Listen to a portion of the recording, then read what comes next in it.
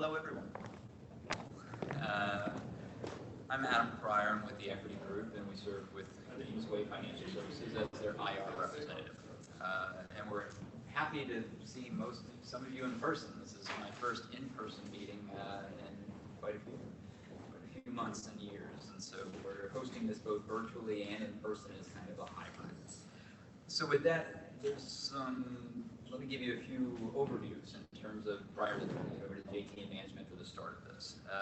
We've allotted time for Q&A following each session, and we're going to keep it relatively informal. If you have a question, we're going to try to answer that question as we go. We know we have an audience virtually as well, so if you want to send me a function through the chat function on Zoom and direct them to me, I'll gather them and I'll read them off for the team. You can keep them anonymous and say, don't say my name, do that, or we can call you out. We're going to have dedicated Q&A sessions in which we'll open up the microphone, and those of you that are listening virtually can come in and ask a question to us. And for those of you in the room, we'll hear it over our loudspeaker, like they're right here with us. And I think otherwise, if you have a question that you ask on the chat, feel free to use the raise hand function on Zoom, and I'll move you to the front. And I'll remind everyone of all of this again, as we go. So welcome everybody virtually, welcome everybody in person. And with that, I'm happy to turn it over to JT Fitzgerald, the CEO of Kingsway. Thanks, Adam. Well, thanks to everybody who took the time out of their day to be here, especially in person. Happy to see some smiling faces and some familiar faces as well. And also thanks to everybody who is joining us virtually. Certainly sad you couldn't be here in person, but also totally understand. This is my first time doing a kind of a hybrid model here, so bear with us if we have any logical challenges. And as Adam said, there are some logical breaks for Q&A, but I believe in a little bit more free-flowing conversation. So to the extent that you have something immediate, just raise your hand and we'll try to get to it. So in terms of the folks here, just I guess additional housekeeping. I think we are going to have lunch brought in at some point. Right? Yeah. So at the conclusion, there'll be like a little box lunch, and just kind of have an informal session afterwards while we finish our lunch. So we've got a couple hours set aside. I don't know that it'll take that long, and hopefully we'll spend most of our time having a conversation. We are joined by several folks on the Kingsway side. First and foremost, Ken Hansen, our CFO, here in the audience. We're also joined by several of our operating subsidiary presidents. Sadly, Peter DeCaos and Brian Cosgrove, who run two of our warranty businesses, are both traveling today for business and won't be able to join us, but here virtually are Edmund Field. Edmund is the president of our newly acquired PWI, extended warranty business. Tyler Gordy, just back from the InsureTech conference in Las Vegas and having just undergone a root canal this morning, is here joining us virtually. Tyler runs our extended warranty business at USC in Virginia. Timmy Oka, who was one of our first hire under our CEO Accelerator program and just closed at the end of last week on our acquisition of Agravix, which we'll spend quite a bit of time talking about later in the presentation. And Timmy will be joining us virtually to walk us through that business and some of the fundamentals of the industry and the company. Okay, how's that? We've got Eric McConder joining us. Eric is the president of IWS, our extended warranty business focused on the credit union channel. And then joined here in person in New York, Peter Dousman, a new hire under our CEO Accelerator program. Happy to have Peter here joining us in person. And Charles Bokwalo, who is in Atlanta, another recent hire under our CEO Accelerator program. So thanks to all the Kingsway folks for joining us, and we'll jump into it. We're probably going to, the arc of the agenda really is to tell a story about who we are, where we've been, ideally spending more time on where we're going, a small detour into some esoteric accounting, and then a walkthrough on some tools to unpack our very complicated balance sheet at the end, which was something that shareholders had asked. So Quick introduction to Kingsway. Most of you are familiar with the company, so I won't waste a lot of your time. We've been around for about 30 years, just under 300 employees, assets and liabilities. Bear in mind that those are grossed up for the consolidation of some real estate assets and some share price information. We're based in Itasca, Illinois, and the management team all lives in the Chicago area. And this slide is really how we think about our business. At the top, we are a very small holding company structure, 13 of us at the holding company, and we view our role as sort of separated into a handful of things. First and foremost, the holding company is in charge of our capital allocation. By that I mean, what we do with our cash. We provide operating oversight and accountability to the businesses we own. We handle risk management, so internal audit and audit function, IT security, and insurance coverage for all of our operating subsidiaries. We obviously manage all of our public company filings. And because all of our companies are part of a consolidated tax return group, we manage tax returns and tax consolidation for all of our operating subsidiaries. Our reporting segments, our biggest one, obviously, an area that we've been very focused on as new management is the extended warranty segment. We have some investments in real estate as a strategy to monetize our large net operating loss carryforward position. We manage the legacy investments of the holding company as well as the cash and investments at our warranty subsidiaries. And we also recently launched what we're calling our CEO Accelerator, which is a platform to bring very talented, relatively early career managers into our business to help them acquire and run great companies.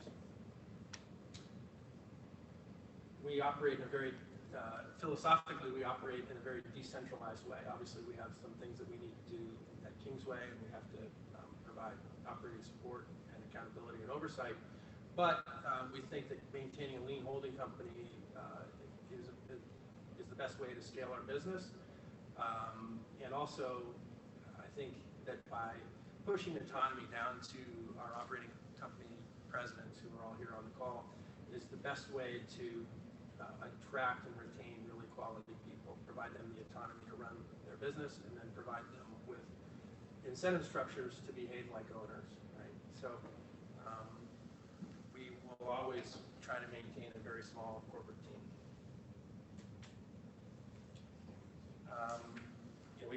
We view kind of a handful of things to think about when thinking about Kingsway as important. First, we own some very solid operating businesses. We have a portfolio of extended warranty companies. We obviously just added the Agravix acquisition. We think that those businesses and the industries in which they operate have very compelling attributes. We are a relatively new leadership team and a fresh culture. We have the enhanced benefit of a large NOL position, so we can compound capital at high rates of return as a non-taxpayer. And we have significant alignment between management and our board and you as shareholders. Board management own a significant amount of the stock of the company, and so we definitely eat what we cook. And then finally, in our view, our stock trades at a discount to our view of intrinsic value per share. And we'll walk through our sum of the parts analysis later.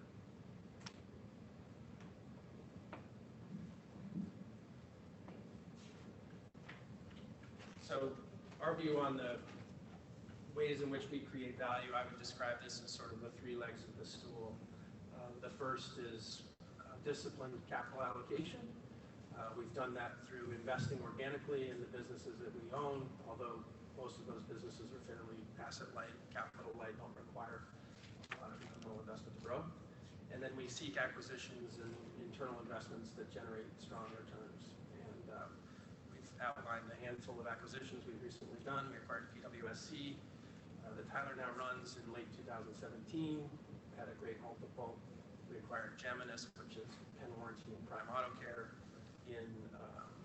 finally closed in early 2019 after waiting for some regulatory approvals at a great forward multiple. What ended up being a great sort of trailing multiple 1 year after, I guess is probably the way to say it. And then recently we closed on PWI last December. I think we did a good job there. And then, as we just announced, we acquired Agravix and paid what I think is a very reasonable price for the business. So, disciplined M&A, right? I think that you want to buy a great business, and for me, your returns on those investments are largely predicated by the price that you're willing to pay. It's the one variable you can control, and I think that we look at a lot of things. We get involved in processes. We never win in an auction, and each one of these businesses was a non-auction deal where we established a direct relationship with the company or the seller, and we're able to get things sort of off the run, and that's a core component of our newly formed CEO Accelerator as well. The second leg of the stool is what I would describe as execution, right? Our philosophy around execution is first, simplify and focus, right? If everything's important but nothing is, focus on a handful of things. What that means for Kingsway broadly is to simplify, eliminate distractions, monetize our portfolio of passive, sort of non-strategic investments, and redeploy that cash in our focus areas. At our businesses, it means create strategies that are limited to a handful of things and execute those every day with real passion. And then our other sort of management philosophy is one in minimizing or eliminating what we call non-strategic expenses. I think of expenses as two things. Some are strategic. An investment in a sales force to go and enter a new market, that's a strategic expense. But there are lots of overhead and organizational bloat that creeps into organizations that is somewhat insidious, and I view those as non-strategic expenses. And some of them are necessary, but to the extent that you can minimize or eliminate those and take those dollars and redeploy them to strategic expenses like growth, that's something that we are maniacal about at all of our businesses. And then finally, probably the most important leg of the stool to me is the people component. Everyone talks about it. I just think that the ability to attract, develop, and retain really great people is incredibly important, especially when you're running a very lean holding company structure. So all of our subsidiary presidents are here. They're wonderful people, and we give them the incentives to behave like and be rewarded like owners of their businesses. They're all measured based on return on invested capital hurdles, and so they're directly aligned with you shareholders and us as board and management. We'll talk a little bit more about the CEO Accelerator program later in the presentation. Little timeline and history. Won't go into too much in the past. We've been around for around 30 years. We started as a property casualty business in Canada, grew through a combination of questionable underwriting and even more questionable acquisitions, and then had a very large blow up right before the last financial crisis, which created a very large tax loss carry forward, a great asset for this management. Change of management in 2018 after deciding the merchant banking strategy wasn't the right path, and since then we've been very focused on first monetizing some of the legacy assets of the merchant banking strategy and then redeploying those assets to grow extended warranty and now the CEO Accelerator platform. And so we are making significant headway in unwinding those legacy assets, launched the CEO Accelerator, did our first acquisition this past week, and we are also looking for additional M&A opportunities within extended warranty and ways to monetize our tax asset through interesting real estate investments.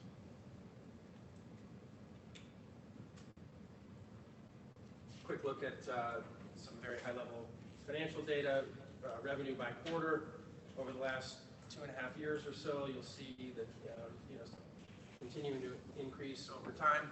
A little bit of a dip in the second quarter of last year related to COVID as the first sort of full quarter of COVID-related pullback, and then starting to grow back out of that here this year. And non-GAAP adjusted income by quarter, in some cases loss. This is an important metric for us as managers. This is adjusted for all of the things that are either non-recurring or non-cash that run through our P&L. There's always been a lot of noise in our income statement, fair value adjustments for our trust preferred securities, non-recurring charges related to businesses that we're no longer in, mark to market on our passive investment portfolio, et cetera. And so this, everyone hates pro forma, non-GAAP, adjusted, all of it equals sort of bullshit earnings. But in our view, this is actually a cleaner picture of what's happening under the hood at Kingsway. It is a closer representation of cash for us, and so this is something that's actually really important to us.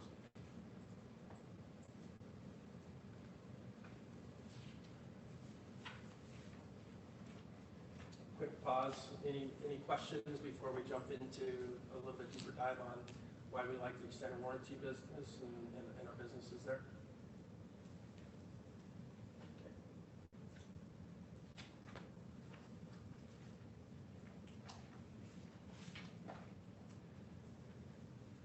So extended warranty industry, it's a big industry. There are lots of little niches in it. We believe that the businesses in this industry are generally, if they're well run, they are high margin and they have very low capital intensity, which to me means a well-run business can generate enduringly high returns on tangible capital. It's a very large industry and it's growing at greater than 2 times GDP. It's very fragmented. There are a couple of large players, particularly in the systems and appliance residential home warranty space. There are relatively high barriers to entry, most of them related to regulation, state-by-state regulation, licensing, is somewhat complex. And the unit economics of the business are very compelling. Diversified, contractual, long-term, prepaid revenue, right, at high margin and predictable loss costs. And that prepaid revenue generates sort of investable flow like traditional property casualty insurance, but at much higher margin and higher, I guess, better predictability. And like I said before, low capital intensity. The extended warranty businesses actually pay you to grow, right? So it costs very little to continue to grow those businesses, limited investments in people and technology in order to grow. And that's very different than traditional property casualty insurance, which requires by regulation significance or equity surplus or equity capital in the business in order to grow and maintain leverage.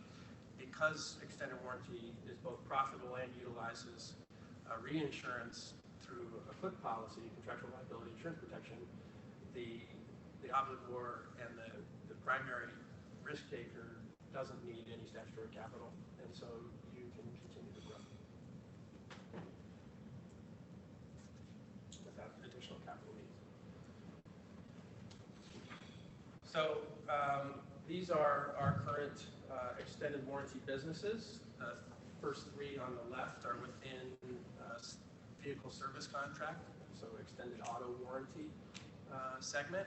IWS is the longest tenured Kingsway business. It distributes vehicle service contracts exclusively through the credit union channel. It's got exclusive relationships with each of its more than 100 credit union partners. And those VSCs are sold at the time of loan origination at the credit union with the credit union member and the loan officer. And that business is very sticky. Those credit unions are slow to change relationships and therefore great relationships to have. That stickiness also makes it a little bit more challenging to grow and acquire new customers, but Eric and his team at IWS have done a good job of incrementally adding new credit union partners over the years. PWI, Preferred Warranty, we acquired this business from Car Global. It closed it in December of last year. PWI sells vehicle service contracts through dealer relationships, predominantly independent used car dealers. Very similar business to Geminis. We have the Penn Warranty logo there in our financials, and in our segment reporting is referred to as Geminis. Geminis is the holding company that owns both Penn Warranty, Prime Auto Care, and their reinsurance subsidiary. So Penn Warranty sells vehicle service contracts through independent used car dealers, predominantly smaller and a lower creditworthy profile of those car buyers at Penn using PWI. On the home warranty side, we have PWSC. PWSC we acquired in late 2017. It's run by Tyler Gordy. PWSC partners with many of the nation's largest residential home builders and provides a 10-year structural warranty on new home construction. So think of it as a OEM warranty that we administer on behalf of our builders. And has recently launched a systems and appliance warranty to go direct to consumer or through the rental market on systems and appliance warranty. So they've got some exciting new products underway and a big area for growth, I believe. And finally, Trinity. Trinity is, again, a larger systems, electrical systems, LED lighting, and commercial equipment and refrigeration warranty provider, predominantly through contractors and distributors of commercial equipment. They also have a business called TNA, Trinity National Accounts, that is a dispatcher of service providers to that equipment for large nationwide retailers who have lots of storefronts. So we like the warranty business. We like the dispatch business a little bit less, a little bit lower margin. And so Trinity has been very focused on growing the extended warranty side of the business. The three VSC auto companies are all risk takers, they're obligors. PWSC and Trinity are non-risk takers in that they partner with various insurance companies to take the warranty risk. JT, before we move on, I do have a question specifically about this slide that's probably appropriate now, Sure. Which is, why would a credit union sign an exclusive agreement, and what's the impetus for them doing such a thing? Well, I think it's something that we ask, right? We say we're going to invest significantly in this relationship, and in exchange you're going to enter into, in most cases, either a 2 or 3 year exclusive relationship. That's always the way that it's been in the industry. It's a good question. It's probably a weak answer. I know Eric Wakonder's on the line. Maybe he can speak more eloquently to why, what obstacles he has to overcome in order to get a credit union to enter into an exclusive relationship. Eric, I don't know if you want to jump in. I've unmuted your line. Sure, happy to try to help. Really, it's standard in the industry. It's not something we invented.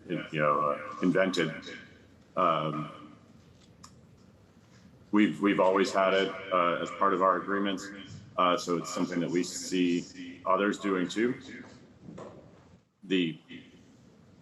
Our current ask is a 3-year agreement. We'll back down to a 2-year agreement. The credit unions are, like JT said, sticky relationships, and so this is not something that they bat an eye about. They want to find and partner with an entity and work together. So it's not like the dealer channel where they are shopping exclusively on price. So they want to find and partner with a relationship that's going to stick behind them and their members. I hope that answers the question. Thank you, Eric. Thank you, Eric. Sure.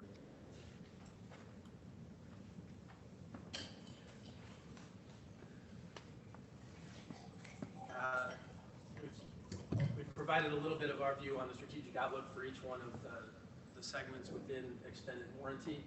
I think that really focus on market dynamics and our strategy. So within automobile, I think that are lots of long-term trends around used car ownership. Obviously, the current environment is a little noisy. There's a lot of static in the used car market based on the lack of availability of new cars and OEMs having challenges finding chips. But long term, we believe that the trend is towards consumers continuing to own cars longer and longer. OEM warranties aren't getting any longer, typically 3 to 4 years, capped out at 48,000 miles type of thing.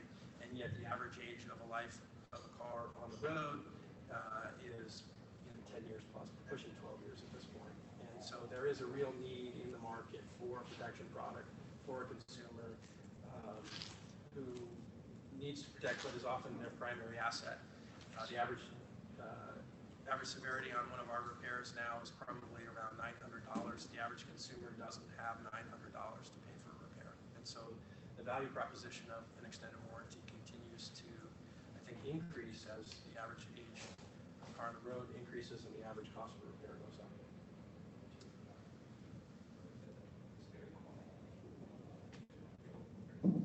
It's so loud in here, but it's quiet on there. Yeah, so I apologize for that, guys. We also think that the credit union channel is an additional interesting market dynamic where credit unions have a unique tax advantage over traditional commercial banks, and they are slowly eating the world, so to speak. And so we think that we can ride that trend as well. Our businesses have great relationships with our existing dealer networks and our credit unions, and lots of opportunity to grow organically through geographic expansion and continued penetration of those markets. And we continue to invest in people and sales teams and products to continue to grow organically there. We'll obviously continue to look for opportunities to do accretive M&A in the service contract space as well. The home warranty space is very interesting to us. Unlike automobiles that have, VSCs have probably a 40 to 45% penetration rate among car owners. Home warranty is much lower penetration rate. And so there's just a lot of white space for residential home warranties, particularly the aftermarket systems and appliance warranty. There are a handful of large players there. Their primary mode of distribution is through the realtor channel on used home sales, non-new home sales. We think there are lots of little niches and pockets of distribution to grow our newly launched systems and appliance warranty. Separately, in our whole home builder warranty, the structural warranty, these are 10-year warranties on homes, and we get essentially a royalty on new residential home sales. And so the backdrop for new residential home sales, I think, is fairly compelling. I think there's a nice tailwind. We obviously saw some significant catalysts because of COVID, but I think long-term there has been, since the last housing crisis, sort of a structural underinvestment in new housing stock, and yet household formation has come back, and so there is lots of pent-up demand for new residential real estate.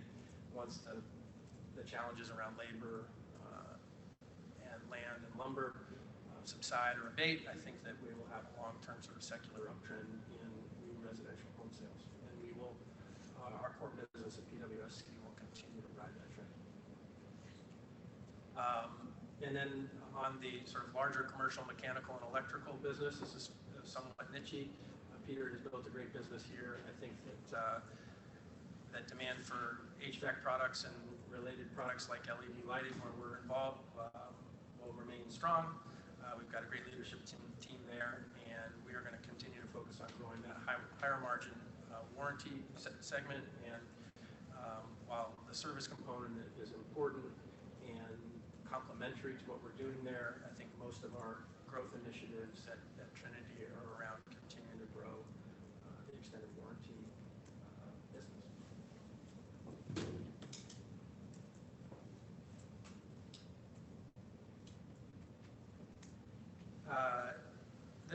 This is a slide that breaks down both the components of revenue within the segment. You can see where most of the revenue is coming from, and then the right-hand chart is is a walk through time of the warranty segment EBITDA, pro forma for the inclusion of our acquisition of the PWI for 2020 and the trailing 12-month period. This is through our most recently filed financials, and this is a chart that I'm particularly proud of. I came to Kingsway actually as a consultant at Kingsway in 2015. I've been focused on buying businesses in extended warranty and partnered with former management to come and help them with the two businesses that they owned at the time, Trinity and IWS.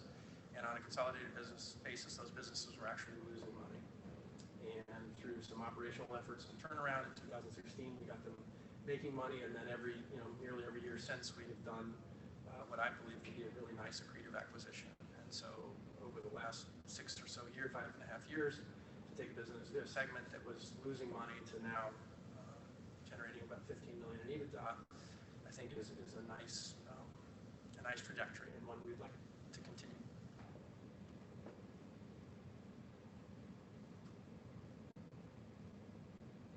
I was going to have Kent walk through the current financing within the extended warranty segment.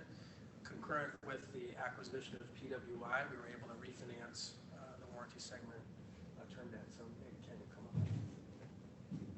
For those of you who haven't met him, Kent is our CFO, and probably hasn't met a lot of you in person yet.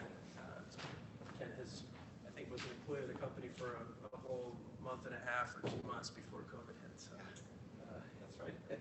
It's been a wild ride. Good. Well, let's say hi to everybody in the room and those joining us virtually. Thank you.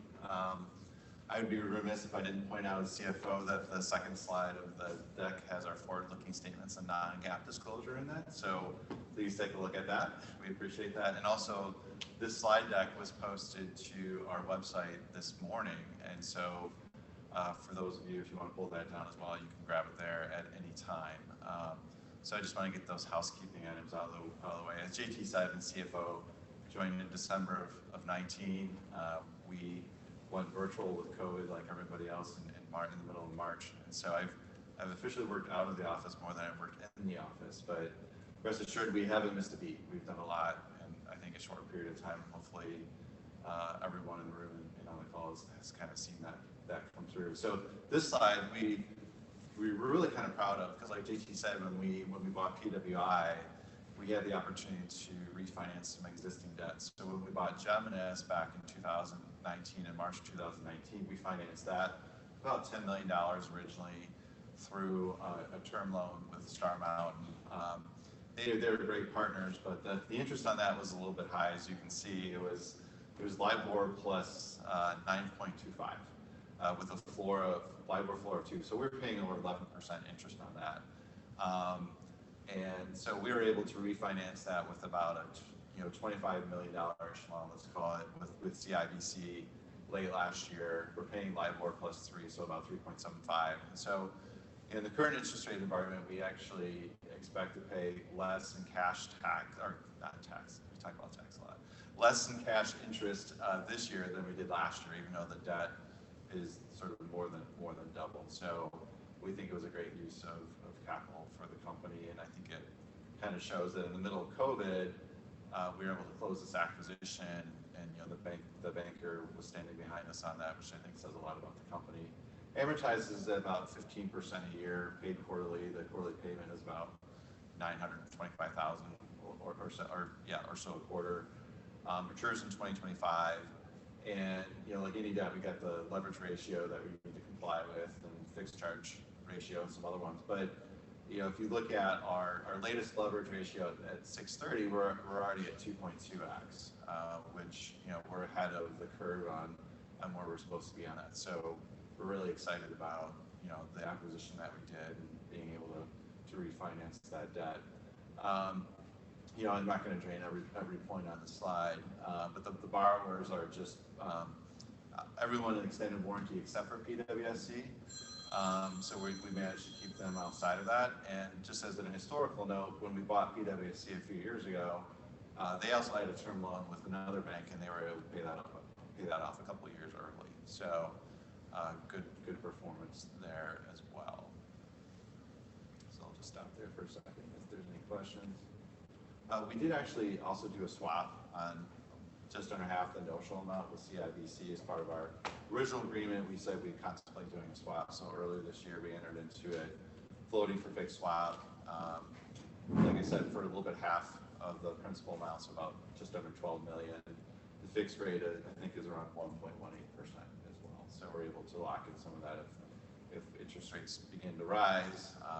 I wish I had that crystal ball, but at least we're sort of got part of our risk taken care of there because of that. There is a question that's specific just to extended warranty. That's for now. And for those that are online asking questions as well about several about how you consider ROs, return on capital for acquisitions in general and things like that. But for now, for this specific question, CarShield. They've been doing a lot of advertising, gaining market share. They do a broad base of marketing. How does that inform your view of how you do both the marketing of your warranty business and just think about the warranty business in general? I think JC's got a good answer for that. Yeah, happy to answer it. CarShield, my understanding of CarShield is that they are predominantly a direct-to-consumer marketer. They have a lot of advertising campaigns on television, and I think Chris Berman maybe even gets on television and chills for them. It's a great business, I'm sure. Historically, we have shied away from direct-to-consumer within extended warranty, within the vehicle extended warranty, for a couple of reasons. One, historically, it has had a somewhat unsavory reputation and has attracted some regulatory scrutiny in the way that a lot of these companies target potential customers, robocalling, abusive direct mail, etc. So there are a lot of sort of bad actors in direct-to-consumer, or were historically. But also, probably more importantly, it's our view that by its nature, direct-to-consumer creates underwriting challenges in that you are either selling to a potential cancellation, i.e. someone buys it and then shortly thereafter cancels it, or more importantly, you're getting adversely selected on a pre-existing condition of the vehicle. So the direct-to-consumer extended warranty businesses that we have seen always ramp up relatively quickly. They sell a lot of policies, and then they start sort of what I would describe as cash flow underwriting, where they continue to take on bad risk in order to fund new customer acquisition expenses, and the cost to acquire a customer continue to ratchet up, the cancellation rates increase, and you get adversely selected and the claims come home to roost, and that usually ends badly. So we have largely avoided direct-to-consumer. Now, I believe that someone will be able to solve that. We just haven't spent a lot of time and energy so far. We like the channels in which we operate, and we avoid some of those challenges. It may be CarShield that solves that and does a better job with customer selection, but that's an area that we've avoided.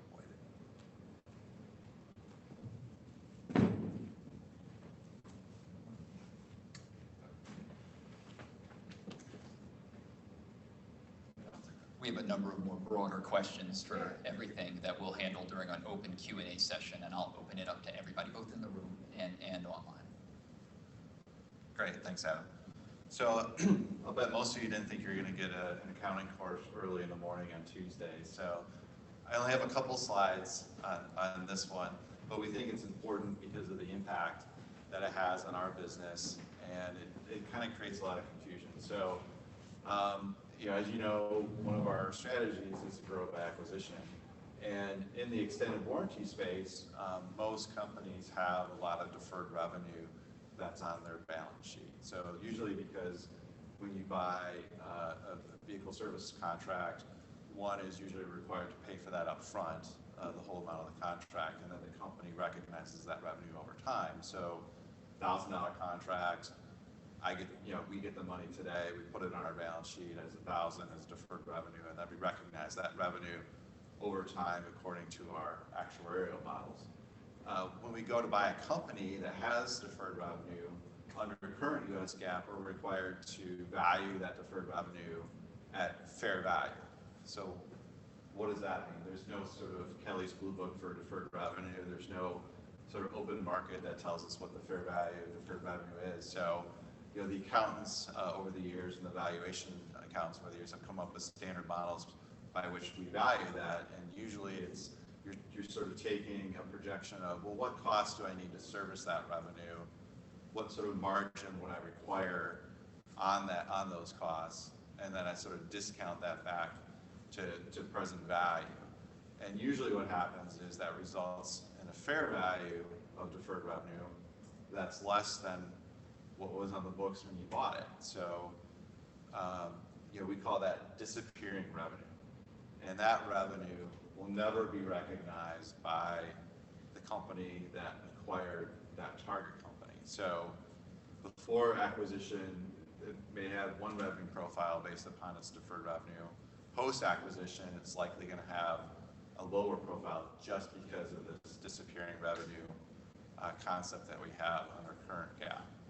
So, you know, by way of like a simple example on this next slide that we made, and these numbers are purely made up, just for example. So if we had deferred revenue of $1 million at the acquisition date that were paid for upfront, we go through, we do our cost build-up analysis with a profit margin, we discount it back to fair value or to present value. We may say, well, that $1 million fair value is actually $850,000. So there's a difference of $150,000 between those two numbers that we would record on our books as deferred revenue. The difference goes to goodwill, and that would never get recognized. Now, compare this with a company. We could have bought the same company, and maybe they don't require upfront payment. They require payment over time, so they don't have any deferred revenue, and we would recognize the revenue as those payments came in. So it's a different answer. So it seems funny because you get a different revenue answer if the customer paid up front versus if they paid over time, which for most people, including myself, and I know it drives JT nuts as well, that doesn't make a lot of sense. The good news is that the FASB, who oversees US GAAP, recognized this concept and earlier this year issued what they call an exposure draft to change this. So we've actually had conversations with some of the people working on this project, and it's publicly known that they expect to issue this guidance sometime this quarter that would eliminate this sort of disappearing revenue thing. They would say, well, all you have to do if you purchase a company, you don't have to fair value the deferred revenue so long as that deferred revenue is properly recorded. You can just take, step into their shoes and recognize that going forward. So they would eliminate the disappearing revenue concept. So unfortunately, we are finalizing our purchase accounting for PWI right now. Unfortunately, if this guidance came out, it would not apply to PWI, but any acquisition that we did post, if this new guidance came out, it's not guaranteed, but everyone sort of expects it to come out soon, would be applicable. So why is this important? Why are we talking about this? Well, real life example, or we bought Geminis in March of 2019, and we had to value their deferred revenue at fair value. Now, another thing that happens in purchase accounting is deferred acquisition costs. I'm sorry that we're going into a lot of accounting speak early in the morning, especially for those on the West Coast, but bear with me, we're almost done. If you have deferred acquisition costs, so under US GAAP also, some costs that you incur to acquire that contract, you can put up on your balance sheet as an asset and bleed into expense over time instead of taking that hit all at once. Well, a good thing about purchase accounting is you can write off that DAC asset and you don't incur that expense going forward. So that's a benefit, right? So when we look at what happened with Geminis, we look at the impact of disappearing revenue and sort of the benefit from DAC. In the last 12-month period, it impacted our bottom line by $300,000. But in the previous period, it impacted it by almost $800,000. So it's declining over time. But life to date, since we acquired Geminis, the impact of operating income has been $1.2 million. So we think it's important to point this out because the GAAP financial statements don't recognize that. And one may say, well, why did you buy Geminis? you actually bought it at a different multiple than what you're saying. We're like, well, no, that's, that's just, part of that revenue has disappeared. It's purely accounting, paper loss. It does not impact cash flows. And so we just thought it was important that we walk through that with people, because it is an impact to us. And any company that has acquisitions with deferred revenue, they would have the same impact as well. So thanks for bearing with me through our technical accounting portion of today's presentation.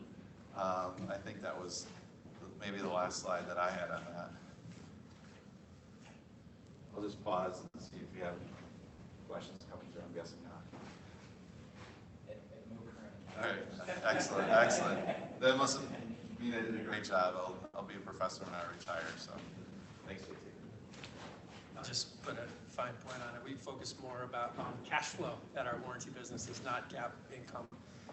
And a good accrued proxy for that for us would be sort of the EBITDA, pre-tax EBITDA of the warranty segment, plus or minus changes in deferred revenue, plus or minus changes in DAC. All those accruals, because of purchase accounting, get screwed up. But at the end of the day, if you kind of track it through, plus or minus those balance sheet items, you get a pretty good proxy for pre-tax cash flow. And in the case of Kingsway as a non-tax player, after-tax cash flow. The next, yeah. Just a quick question on that. So do you think that if this rule goes through, that you could use actual EBITDA instead of adjusted EBITDA, because these are the main drivers of having to do the adjusted EBITDA, or are there other things where you're going to still have to use adjusted EBITDA? Well, there will still be a tail on all of these businesses that we had acquired historically. Over time, they will, your deferred revenue will continue to build back up at the same level of sales. You will have written down deferred revenue. You will recognize less revenue, but you will be building your deferred revenue balance. And at some point, kind of the midpoint of the average claims duration, all other things held constant, your deferred revenue will get back to the point where your earned revenue is back to where it was. And so over time, I would expect that, yes, it would normalize, but because of the legacy of the acquisitions we've done, we're continuing to build a deferred revenue balance. No, I'm just asking if there's anything else in adjusted EBITDA that's really material other than this. Well, we use so many different, internally, management uses a couple of different approaches to EBITDA. We use a modified cash. We do. So I'm not sure which version of adjusted EBITDA, but probably. Right. And I'd just like to point out that this slide right here, or the slide that you're seeing online, the banks actually allow us to add back this lost operating income for purposes of calculating our covenants. So we had to educate them every time we do a new deal, but they get it. And I think, but in terms of sort of our modified cash EBITDA that we do for our covenants, we do look at, because there's the change in timing of when you recognize deferred revenue claims, there's sort of this change in deferred revenue that goes through our modified cash calculations that we do for the bank as well. But Adam, to your question, I believe that the adjusted EBITDA that you see in our filings and things is just adjusted to include the pro forma for the inclusion of PWI for the full trailing period. It does not add back any of the negative effects from this stuff. Right. We're not allowed to under GAAP. Right. Yeah. When you look at our appendices and the different measures we have in here, we do not add this back. That's sort of very prohibited under the current SEC guidance. But we can point out it is not. It is not. Above the 14.9. That's correct. So we're just the sort of regulators frown upon revenue adjustments in sort of those reconciliations of GAAP and US GAAP, but it's prudent. We think it's prudent to point out what the impacts of purchase accounting are, which a lot of companies do. And hopefully the guidance will change so that the revenue for the business will be the same as the revenue for the acquirer the day after they bought the business, right? But it's a little wonky. I think you see this in software companies that sell prepaid subscriptions and things like that. You see that a lot too. And there's a lot of people sort of try to explain this arcane accounting thing because it is a little complicated to unpack. So, thank you, Ken. Great question, Adam. So we'll move back to the business, and thank you for the slight detour through the woods there. Thank you, Ken. Oh yeah, I like not being chained to the podium here. I like walking around. It's a little more freeform. So we want to spend a little bit of time talking about our CEO Accelerator. We've got Peter Dousman here in person, who's new to the CEO Accelerator program. We've also got Timmy Oka on the line, as well as Charles Mokuala. And for some of you, this may be new, for some of you may know this, but I've spent most of my career involved in a small little community called the search fund community, investing in an asset class called search funds. And so the CEO Accelerator at Kingsway is a way to leverage that experience within a unique holding company structure and platform to bring some of those positive experiences and try to replicate them within Kingsway. So by way of background, again, we're a small holding company, limited capital resources, and a desire to grow both organically but also through accretive M&A. Well, you know, as we all know, capital allocation and accretive M&A is very hard, right? And some of that is predicated on availability of opportunities at prices that one would be willing to pay. We believe the lower middle market, meaning businesses with less than, call it, 5 million of EBITDA, the lower middle market, is probably one of the last bastions of value for buying businesses at reasonable prices. It also happens to be one where most of the companies in our country and in North America fit within this sort of size range. And also interesting, there's a huge sort of demographic shift underway, the gray wave of retiring founders and business owners that were sort of post-baby boom, built their businesses over a long period of time, and now with a sort of generational transfer of wealth and businesses, and in many instances, either no sophisticated management that private equity could back, an unwillingness to sell to a strategic acquirer who might gut the workforce, and no sons or daughters to take over the company. So we believe that there's significant supply of small businesses and a little bit less competition to acquire those businesses, which allows us to buy them at good businesses at reasonable multiples.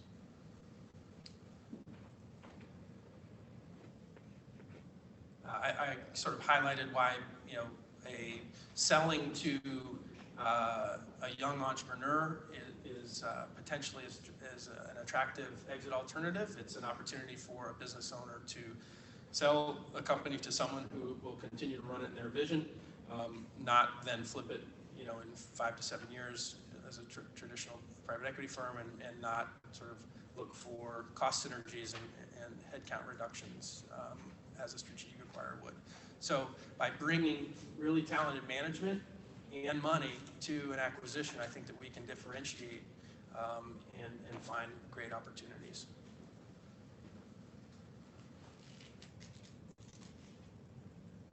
And then that young management, very talented, high on energy, proper incentives to behave like owners, they often are able to bring new energy to businesses and find opportunities to create additional value through growth. And so we think that this is a really interesting way to buy businesses.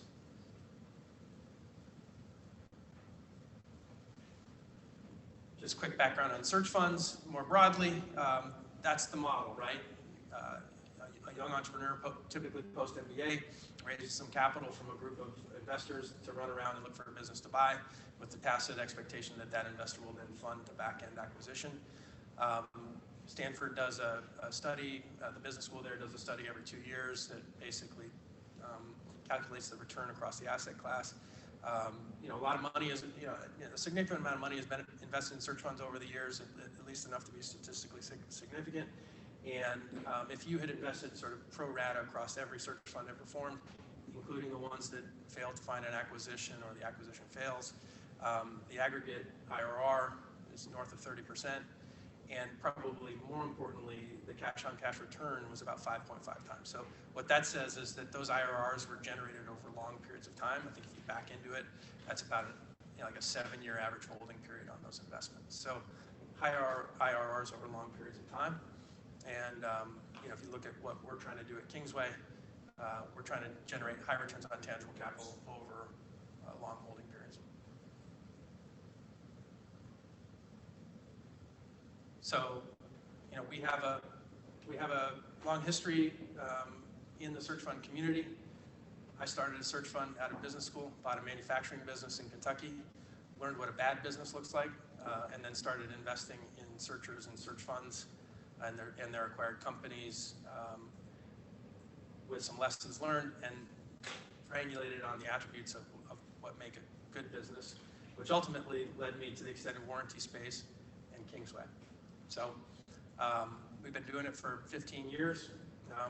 Our first test case was to hire Tyler Gordy to run PWSC as a way to sort of bring this experience and bring it to Kingsway. As you guys know, he was able to very adeptly transition out the existing older management team at PWSC, brought a very talented young person in who has done an exceptional job rebuilding and now growing that company. And now more recently, we created the CEO Accelerator program. Timmy was our first hire in August of last year. Timmy set about to find a business to buy with a certain set of attributes. Sourced them predominantly by direct conversations with business owners, not through bankers or intermediaries, but by building a database of potential sellers, people that own businesses, and then doing the hard work of sending them letters and calling them on the phone and meeting them in person to sell himself and why they should sell their company to him. And as a result, we were able to get Agravix under letter of intent earlier this year, and then just close it at the end of September. And we think that this is a very compelling way to leverage a very small holding company team to buy small businesses and grow them over a long period of time.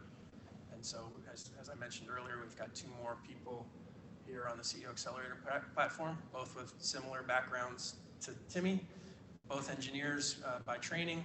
Peter went to the Naval Academy, then as a nuclear engineer, had time as a nuclear engineer professionally in the corporate world, went back to business school at Northwestern, and has most recently been here in New York doing consulting for a firm that focuses exclusively on helping private equity firms understand industries and ways to add value to their portfolio companies. So a great background. And Charles, also an engineer by background, spent many years in the management rotation at General Electric, honing his operating chops before going back to Harvard Business School. Post Harvard Business School, he became an investor in an infrastructure fund, and then recently came to Kingsway. So both really compelling backgrounds, a little bit different similarities in that they have an engineering background, both very affable and outgoing guys, and are looking to be entrepreneurs. They want to run something, but feel like buying an existing business is a way to de-risk the entrepreneurial experience. So we're happy to be partnering with them.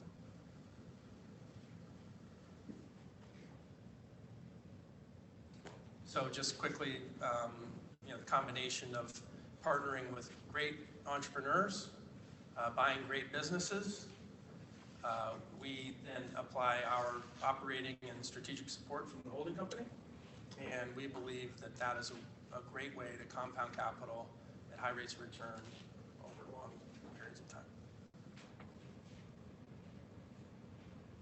So before we turn it over to, the conversation about our newly acquired company, I know that some of this stuff might be a little new to some of the investors. I don't know if anyone has any questions about our focus on the CEO Accelerator, or want to just dive right into that. Yeah. So one of the things that is just missing from the deck that I didn't see here is maybe can you just talk about you're using the CEO Accelerator program as a platform to acquire additional businesses. They're not necessarily going to be an extended warranty. They could be an extended warranty, but not necessarily. Is that right? That's right. what are the characteristics of operating businesses that you look for? I think the only thing you say here is that they should have operating cash flow, but I think that kind of for your comments just now, that there might be more to that, so maybe can you be specific about Yeah, absolutely. So things that look like extended warranty, in that what attracted me to the extended warranty industry? First of all, large and growing, right? Large addressable market growing at rates that are more than 2 times GDP. That's a good tailwind to be in. Fragmented, lots of potential acquisitions, also lots of little niches and places to hide. No dominant competitor. Typically, some barrier to entry. I know fragmented and barriers to entry seem working at cross purposes, but there can be fragmented industries with some barriers to entry. I think that just provides additional competitive moat for the incumbents, right? And then the business fundamentals of the actual business, or the unit economics of their product. Diversified contractual revenue, ideally prepaid, at high margin and low capital intensity. So asset-light businesses that have recurring revenue models, contractual recurring revenue at high margins, and that has been demonstrated over many years, right? And then some of the risk avoidance things like low or no customer concentration or supplier concentration. And we think that those things, in the aggregate, provide the set of ingredients that allow us to predict sort of enduringly high returns on tangible capital. And then we can apply a little bit of leverage in the acquisition and generate even higher returns on equity. Yeah, and so for example, I guess my question is, how strict are you on following those things? So in other words, if one of the folks in your CEO Accelerator program came to you and said, hey, JT, I got a company I want to buy, but it's a manufacturing company and it's capital intensive and it requires additional capital to grow, we wouldn't do it. These are pretty hard and fast rules because they've worked. And there are enough opportunities that we can just continue to be patient. These guys can continue to focus on industries where those characteristics exist, and we'll just keep going. And so they know that that's what we're looking for, and that those are the things that have worked in search fund investing over the years, and those are good businesses to buy. And so we won't do those things if there's asset intensity or product concentration or customer concentration, obviously a real no-go for us. And we want to get back to that predictably high return on capital invested. So is another way to say it that what Kingsway really is obviously there's a tax shelter and there's all these other things, but what Kingsway is a collection of operating companies that are asset-light in growth industries with recurring revenues. We are currently predominantly a business that has extended warranty operations, but only because extended warranty exhibits those traits. I didn't grow up in the extended warranty industry. I was very interested in those business attributes, which is why I started working with Larry to buy those types of businesses, and then came to Kingsway. I was focused on that because of the attributes. Coincidentally, the greatest search fund ever was a warranty business. It's not a secret, right? So there's something about that is particularly unique.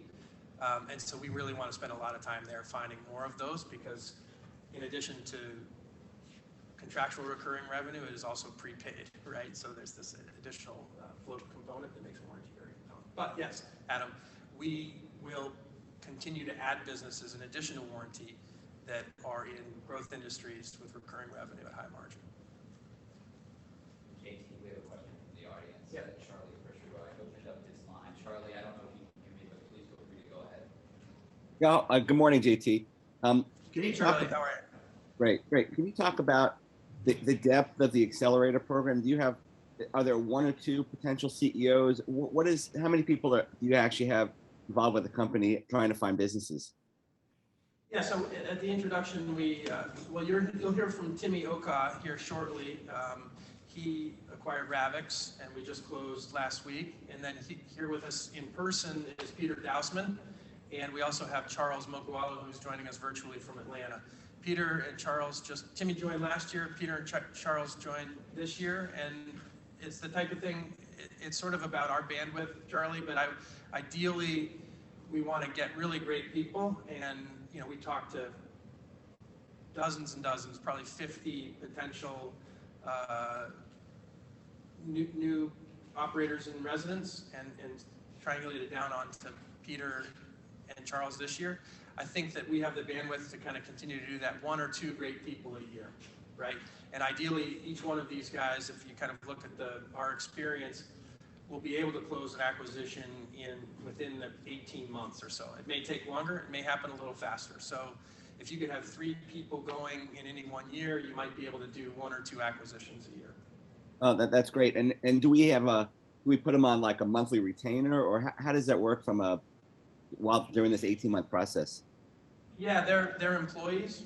They're woefully underpaid given their experience, but they're willing to accept that salary reduction in exchange for the entrepreneurial opportunity and the equity that will accrue to them if they're able to successfully close a transaction and operate it well. Terrific. Thanks, JT. Yep. Okay, so a living, breathing example of the CEO Accelerator, Agravix, which we just announced. A great business. We'll talk about the financials. We paid $11 million for a business that, by the way we calculated, generated $2.2 million in EBITDA on a trailing 12-month period, so roughly 5 times at close in cash. Financed with $6 million of term debt, and the rest, $5 million plus deal expenses out of Kingsway cash. There's an additional earnout of up to $4.5 million if the business hits its gross margin growth targets over the next 3 years. Agravix operates in what I would call the sort of fractional CFO industry, outsourced accounting, and they have an HR practice. It is an industry that is growing. There have been some articles in the Wall Street Journal recently. Very diversified customer base, long-term relationships, and lots of opportunities to grow. We think about growth first through penetration of their existing markets, opportunities to do that, but then also bringing new products to their existing customers. They've just launched their HR practice, and then also taking their existing products to new customers. So there's lots of geographic expansion opportunities as well, and other industry verticals where we think we can bring their services. And so we're really excited about it. This is a business that ticks all those boxes. And with that, I'm going to turn it over. You'll hear from Timmy on the webcast. So Timmy, if you're ready, I'm going to turn it over to you to walk us all through your acquisition of Agravix and why you were attracted to the business, and some of your near-term plans to maybe get it growing. Awesome. Sounds great. Thanks, JT. Let me know if I'm not coming in clear. So just as a quick kind of overview of Agravix, it really fits at the intersection of 3 large fragmented industries, as JT mentioned. They provide outsourced CFO services, outsourced accounting services, and they can also do human resources, benefits administration, and payroll. What we like about these industries is that they are extremely fragmented. The large majority of folks in these spaces are independent operators, so there's opportunities for M&A and roll-ups. And also, there's a great opportunity just to compete on quality of service and not the lowest common denominator of price. Second thing to note is that they're very beneficial secular tailwinds that are helping these industries along. As JT mentioned, demand for outsourced services is increasing. And also, there's just increasingly complex regulatory schema around accounting that makes it more necessary to outsource to folks who are experts in that space. And I'm sure, as crypto starts to take off, that'll be a whole other dimension of complexity added to accounting services. So that's kind of why we like the industry. As JT mentioned, it ticks some of those same boxes that you would see in the extended warranty space, in just a little different way. So I think if we go on to the next slide, JT. So the company history and timeline. So the company was founded in 2000, so it's about 21 years old, by Dan Saccani. He's the former CEO.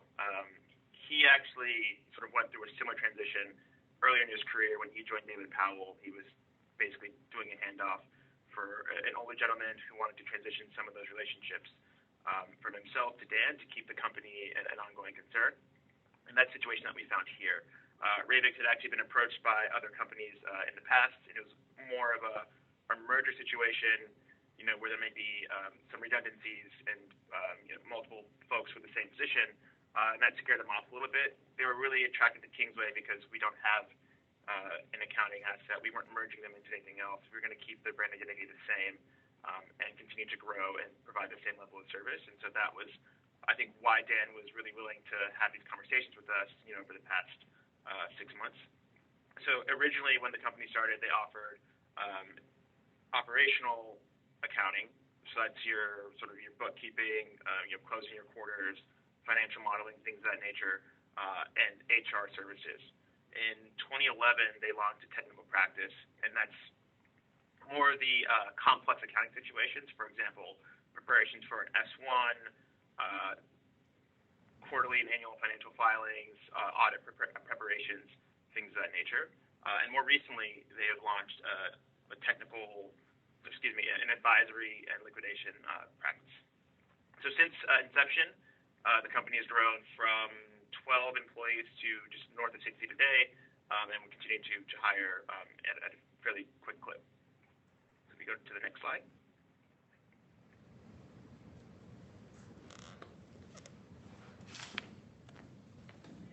So this is just an overview of the business units that I just described previously.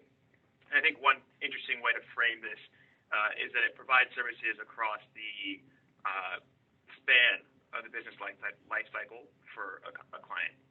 So when you have a brand new startup, which is where they primarily play, you can come in, you can do the financial reportings, you can do the basic bookkeeping, APAR, et cetera. As the company grows, you'll typically expand into sort of more complex long-range planning, fundraising, things of that nature. If the company is successful enough to IPO, you can come in and help with the pre-IPO work, and post-IPO, you can stay on and actually do the quarterly and annual financials. And there's examples of customers where we've kind of grown with them, through that life cycle. On the flip side, not all businesses are good businesses. In some cases, the business might run its natural course. And we also offer advisory services, which help manage the orderly wind down and liquidation of some of these businesses. So we've had clients that have gone through both, where we've kind of grown with them successfully, or we've helped return equity to the shareholders and wind them down. And so it's nice that we can kind of keep the relationship with the business, at all stages of its growth. And then human resources is something that's an underlying thread that can exist at any point of maturity in the company. So a quick breakdown of the 2020 revenues.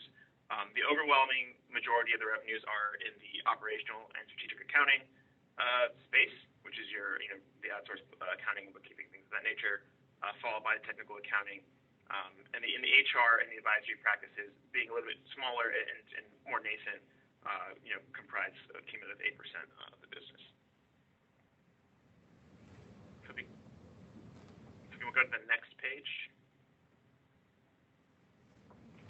So this is just a quick overview of the revenue characteristics of Ravix, and I think why we like it.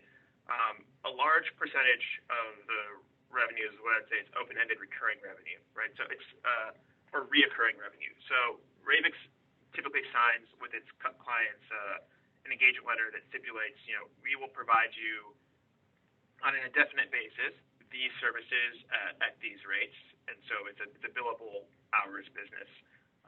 And these relationships tend to last between sort of 3 and 5 years on average with the clients. And so every 2 weeks you're just constantly billing these clients. And as I mentioned, you will often start small with these small startups, just doing a few hours a week of bookkeeping. As they get more successful, you'll bring in CFOs, controls, et cetera, and so you kind of grow with them as well. And as they start to insource, some of the folks as well, you can help them make that transition and hopefully stay on post an exit event, helping with the financials and things of that nature.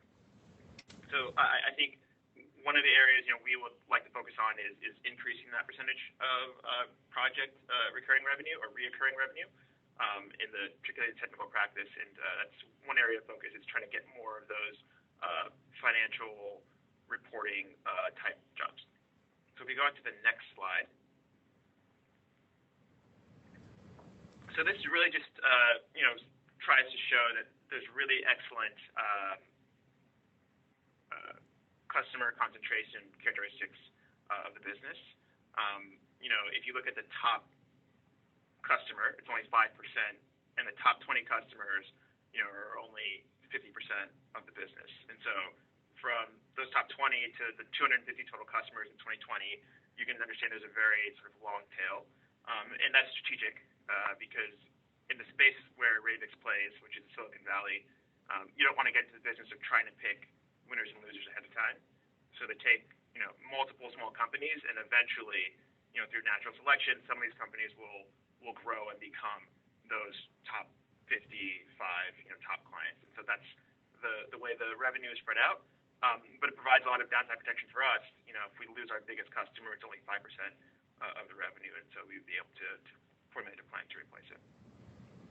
If we move on to the next slide.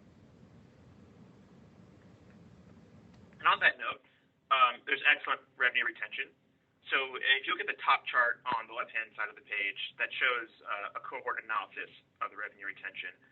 And you can see that within the core, or the customers producing the 80% of the revenue, sort of like that Pareto set of customers, there's actually a positive net retention, sort of net retention of over 100%. And that kind of speaks to what I was saying earlier about, the customers will kind of grow with Ravix. And, you can expect that for a large majority of your revenues, you'll see them again the next year. And if you go down to the lower chart, that shows that the net customer attrition is concentrated primarily in the long tail customers. So, the overall attrition is hovering between 27 and 23% of customers by number. But when you look at those two cohorts, or the top 5 customers, or top 20 customers, pardon me, and the core top 80% of revenue, you can see the attrition numbers are fairly low, right? Around 10%, 5 to 10%. And so one thing that we actually like that's very sort of unique about businesses, where you're inside your client's books, is that you have very good foresight into when and why you may lose a client. And some of the primary reasons are the client gets acquired, in which case you'll probably have significant extra work helping with the acquisition. They may start insourcing some of those responsibilities as they mature and they hire full-time staff. And oftentimes, Ravix will help them find that person, and then they will transition with that person as well. So it's never, we hired somebody and then you guys are out the door. The client in some cases gets liquidated, in which case we can also help. And then in some instances, an event happens, you get acquired by a larger company, and they may not need you. So it's a project-based, sort of limited situation. Next page, please. So performance has been fairly good over the past 4 years. It's grown at about a 15% CAGR. There was no impact really from COVID-19 on the business. It was business as usual for Ravix. They had already sort of deployed a remote model, although the majority of the staff is in the Silicon Valley and the Bay Area here in California. Very comfortable, very used to sort of working at home, and accounting being a critical service for all businesses, didn't really see much decrease or decline there as well.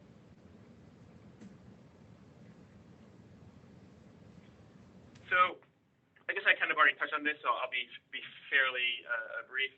So Dan Takani will remain in the business. We structured the deal, as JT mentioned, to have some contingent consideration that's payable, after 3 years, and so, Dan's going to be sort of fully engaged, certainly for those 3 years, and hopefully beyond that period of time. And primarily he'll serve in a sort of consulting role after the first 12 months, just helping out transition relationships and things of that nature. A little bit about myself. I joined the Accelerator program a year ago, August 2020. Prior to that, I was working at McKinsey & Company as a strategy consultant, primarily focusing on commercial So growth strategy, pricing, things of that nature. Prior to McKinsey, I attended Harvard Business School, and then like Charles and Peter, I was an engineer, a software engineer and a hardware engineer in Silicon Valley prior to that. We can go to the next page.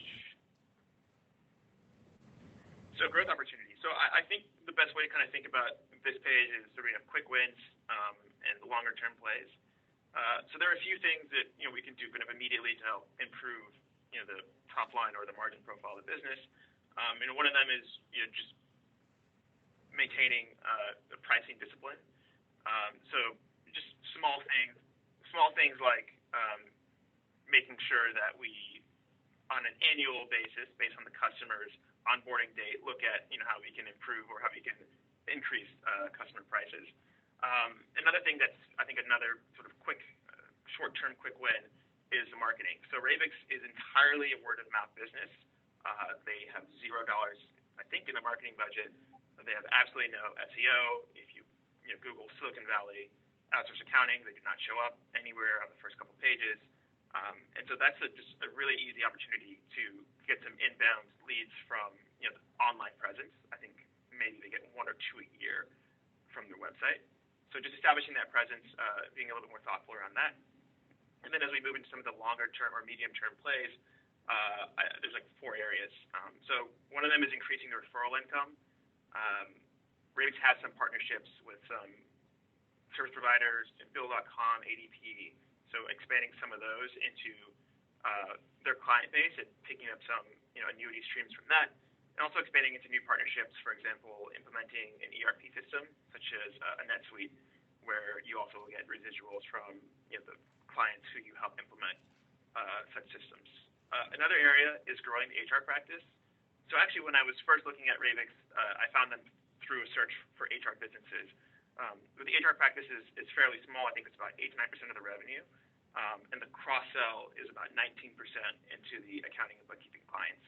So looking for ways to expand the HR business within the existing client base, and also just more generally improving the marketing and visibility of that business within Ravix. And then ultimately diversifying the client base. So right now, the primary focus of Ravix is this high-growth Silicon Valley venture-backed startups, which is great because you can grow very quickly with these clients and get a lot of revenue. The downside, though, is that the customer life cycle is a bit shorter. So it's 3 to 5 years is not bad. But we'd like to maybe have a few customers where that relationship would extend on a more definite basis. And so thinking about expanding perhaps within the same customer profile in more tier 2 cities where risk appetites tend to be lower, so these customers may have a little bit longer longevity, and then also diversifying into sort of a slower growing, lower churn businesses. I mean, we have some in our portfolio, but simply put, businesses like a search fund acquired business, a lower middle market business, an SMB business that you can stick with for a very, very long time. And then lastly, this is a little bit more of a long-term potential play. Something we've been just kicking around is when we did an analysis of what was causing that high level of churn in the very long tail customers, or the really small ones. Noticed that a lot of them were actually unable to raise capital for their second round. And there's just a thought around if we were able to sort of help them in some manner with that capital raise process, would we be able to keep some of these smaller clients around longer? So I think that the headline is that there's a lot of things that we can do today to improve, and there's some major long-term strategic options that we have at our disposal that we can prioritize over the longer term. Next page. So quick financing overview. So we took out a senior note to fund the acquisition. So it was a $6 million note. We were provided financing by Avid Bank. We got excellent terms, I think, on the note. It's at prime plus 0.5, so about 3.75 today, and it amortizes on a graduated schedule. So 10% over the first couple of years, and by year 6, it's up to 25%. fully maturing in October of 2027. In conjunction with the $6 million note, we have a $1 million working capital line of credit, which is currently undrawn, and it has sort of the same terms in terms of interest. It's also at prime plus 0.5%. Our ratios, we felt, were very fair and favorable. In as a business that has low working capital needs, we shouldn't expect to have any issues with them. So the fixed charge ratio of 1.15 to 1, and the leverage ratio for the first year of 3.5 times adjusted EBITDA, and then 3 times thereafter until the note fully matures. So I think that concludes this section. So I'll pause here if there are any further questions about Ravix. Happy to answer them. Okay, thanks, Timmy. Anyone have any questions for Timmy about Ravix or his plans there? We do have a question from online. Mitch, if you want to go ahead. Hi, JT. This is Mitch Wyman. This is going to be for Timmy, I think. I guess there's two, if you look at, think about this business, I thought of two kind of risks to it. One is the VC cycle and how does that affect your revenues? And two, much like my former business, the stock brokerage business, your assets go down the elevator every day and people are constantly trying to poach them. So how do you view those risks, and are they true risks? Yeah, that kept me up for a while. So I think one thing on the first issue you brought up, the VC funding cycles. So I mean, yes, there certainly is a correlation between startups and the venture capital. I think the good thing about that is there's definitely a lagging effect, right? So these startups are very well capitalized, particularly now, and they have a lot of runway. I think another thing that gives us a little bit of I guess relief in the situation is that for the folks who aren't able to secure more funding, right? Let's say that the cycles contract. There's going to be a lot of folks who are going to need help from our liquidation and advisory services businesses, where we kind of step into those businesses as CFO and or CEO and help wind them down and get capital back to. Well, on the liquidation and advisory, how do you get compensated? Is that just some sort of a fee, or is it a percentage of assets you liquidate? It's actually both, yeah. So typically what they'll do is you'll set a budget and you'll work up to a retainer at an hourly rate. So I might come into business, I'm going to be your interim CEO, you're paying me, let's say $400 an hour up to a certain retainer amount. And then there's typically also a bonus on selling or liquidating assets of the business. So if I'm able to sell some IP or things of that nature, negotiated case by case, but there's some 3, 4, 5, X% of that sale will then come to Ravix. Yes, and then on your second question, which is about folks walking out the door. So that was of particular importance to us. And so in the stock purchase agreement, we have some stipulations with some of the key employees to covenant to not compete with the business. And so we were able to secure some of those as a condition of the sale. How long do those agreements last? It scales. So for the majority of them, I think they're about 3 years. And then for some of the top two sort of more younger guys who joined recently that drive a lot of the sales, it's a 4-year non-compete. Yep.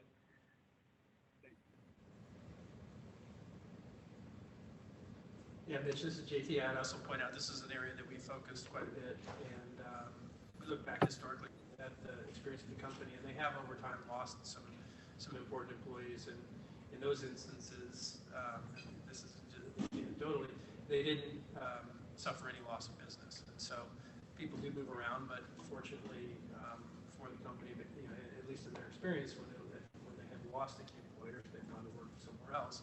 The business hasn't experienced any decline in revenue, so take that for what it's worth. Yeah, and I would just quickly say that. I would quickly say, for the most part, when folks leave the businesses, they tend to go to an existing client. I think it's very rare, or may not have happened, where someone has left the business to go to a competing consulting firm. So.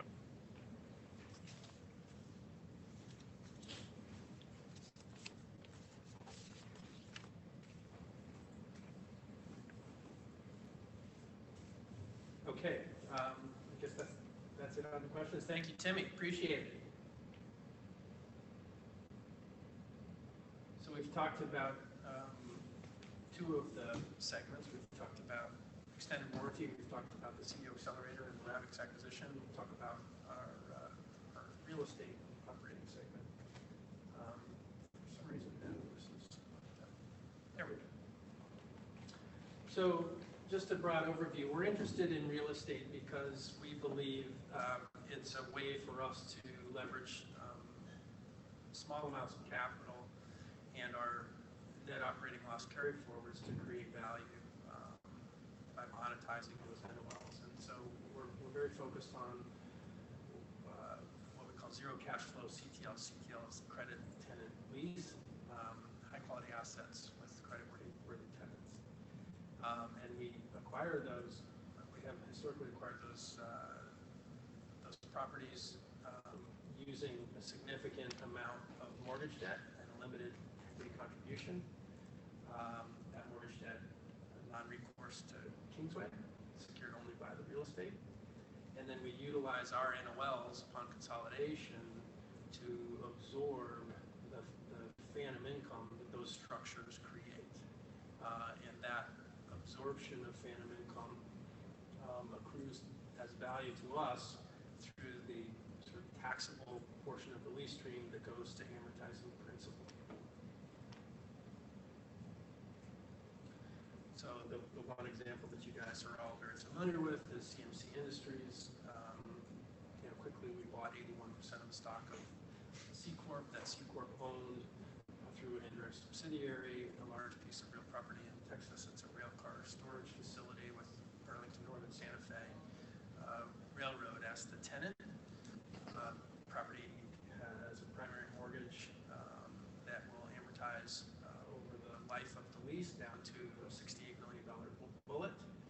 And then this year, after we were able to settle the litigation, we were able to add another $15 million second mortgage for the enhanced lease stream to monetize that. And that $15 million will amortize down over the life of the property to zero. Again, all non-recourse to Kingsway. So, we've been in the CMC thing for a long time. It was very clouded by that litigation, and we're happy to have that behind us.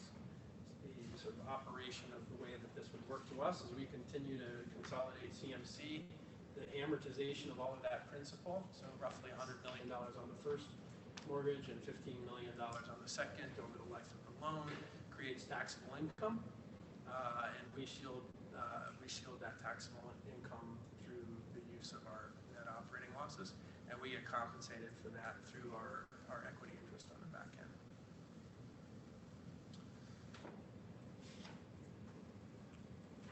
Quick financial overview. I guess more than anything, just points to the stability of both the revenue and the adjusted operating income. We did book an accrual at the end of last year for the effect of the settlement of the litigation, which has an additional management fee accruing to our 19% shareholder partners there. As you know, the rents are contractual with a great tenant. Over time, as the principal component of the lease payments increases and the interest component decreases, operating income should continue to increase over time. And we're looking for more of these things like this. They're a little hard to find, but we're out actively looking for these types of opportunities. So we're happy to report this has not been reported yet until today, but we have entered into an agreement to acquire 100% of the membership interests in an entity called Roco Lafayette LLC. Roco owns real property in Louisiana, It is a VA hospital, outpatient clinic, and a long-term lease with a government credit in a highly levered structure where the amortization of the principal will accrue value to Kingsway as we amortize the debt. So we've got a couple of key contingencies to closing. Hopefully we can clear those hurdles by the end of the year. The first is, and probably most importantly, there's a whole process where the government has to consent to change control. It's called a novation process. It takes a long time.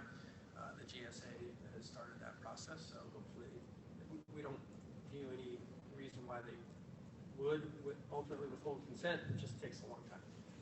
And the second is lender consent. We're stepping into the shoes of the borrower, and so just need to make sure that the lenders consent to that. No reason that they shouldn't, but just takes a little bit of time.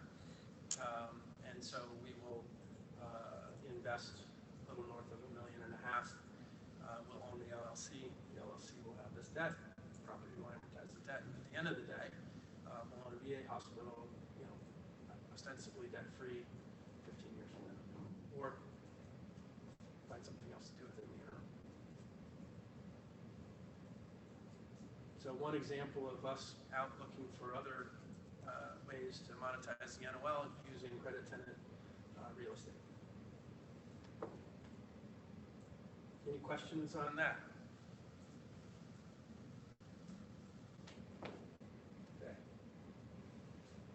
I told Kent that he was going to help me with the sum of the parts valuation. How do you feel about that? Sure. All right. Come on up.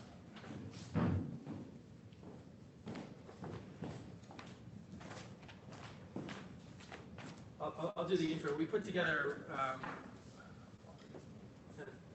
handful of slides that try to get to how we think about the business, right? We get a lot of questions from shareholders as they look at our public filings. It's very hard to unpack. And so for us, the best way to do it is really to kind of take it from the bottom up and think about the different components of Kingsway and how to think about valuing them. And, it's not just straight up book value. It's not multiple of EBITDA. There's sort of a hybrid because of the different attributes and configurations of each one of these little components. So we've tried to put together the sum of the parts. We've talked about warranty, we've talked about real estate, we've talked about CEO Accelerator. There are a couple of little other nuggets here that we'll talk about first, and then we'll get to kind of an aggregated, consolidated view of the sum of the parts and how we think about valuing each one of those little nuggets. So, we realize that our balance sheet can be a little bit hard to read and decipher. So every quarter, and by doing things like this, we try to make it a little bit easier to read. But this slide shows some of these various investments that we do have, most of which we inherited from prior management. We have the Argo Search Fund, which we talked about before. That was started by JT originally, and the company bought that fund several years ago. We continue to look at that as a strategic investment for us. So when we talk about unwinding some of our non-core investments, that's not Argo. We plan to keep that going forward. And then we have a number of various equity investments that we've made over the years. That's another line item, and all these are contained within the investment line item on our balance sheet, which we have a balance sheet breakdown in a couple slides we'll show you. Some real estate investments. This is mostly, we bought a company called Flower Foods a number of years ago. They own mostly like cold storage or Commercial bakeries. Commercial bakeries, yeah, that's right. And then another one called NLIG, which is commercial real estate as well. And as we sort of know, they held 3 properties, and we sold off 2 of those. One late last year, one in Q2 of this year, and there's a 3rd property that we're looking at right now as well. And then we have some other LLC and private company investments. So, there's sort of 2 columns here, which, why do we have 2 different numbers for some of these? Well, we have, the balance sheet value, which is the GAAP, US GAAP value, which, that would tie back to our external balance sheet. And then we have something called economic interest. So we don't own fully 100% of all these. So we sort of say, well, what is Kingsway's investment in that? And that's sort of the column over to the right. And so, total of $36 million of investments, of which, we deem 25 of that to be economic value, which will lead into the sum of the parts slide that we have. So if we go to the next slide. Yeah, just to elaborate, right? Ken probably already did this, so I don't know why I am, but the economic interest is really just our proportionate percentage interest in something that we have to consolidate 100% of into our balance sheet under accounting rules. So also when we look at the sum of the parts, we have a couple other things going on. One is the Trust's preferred security, or TRUPS as we call it internally. Most of you are probably familiar with this. I'm told this was sort of very popular back in the early 2000s, where companies went out and borrowed from these different trusts or under this trusted agreement money that was due in, I think, 30-ish years. So we do have about 90 or so million of principal that comes due at various points beginning in 2032 to 2034. And we pay interest on that. Interest is on there. It's, not too much LIBOR plus about 4, depending on which sort of particular trust we're looking at. But it also gives us the ability to defer that interest payment for up to, I think, 20 quarters. And so we actually pulled that lever back in late 18, I think it was. So we're currently accruing interest, but not paying cash interest right now. And the longest we could do that is 20 quarters, and so that will come due in a couple of years. We're about halfway through it right now, and we got about 16.4 million of accrued interest as of 6/30. So that definitely plays into our balance sheet as well. We do have Class A preferred stock. I'm not going to drink all of the wording on the slide, but that's out there as well. And we do have warrants. So warrants that we issued a number of years ago with a sort of conversion price of $5 per share. That those all come, those would expire in September of 13. So these are different things that are a little bit behind the scenes on our balance sheet that we're just trying to point out to people as well.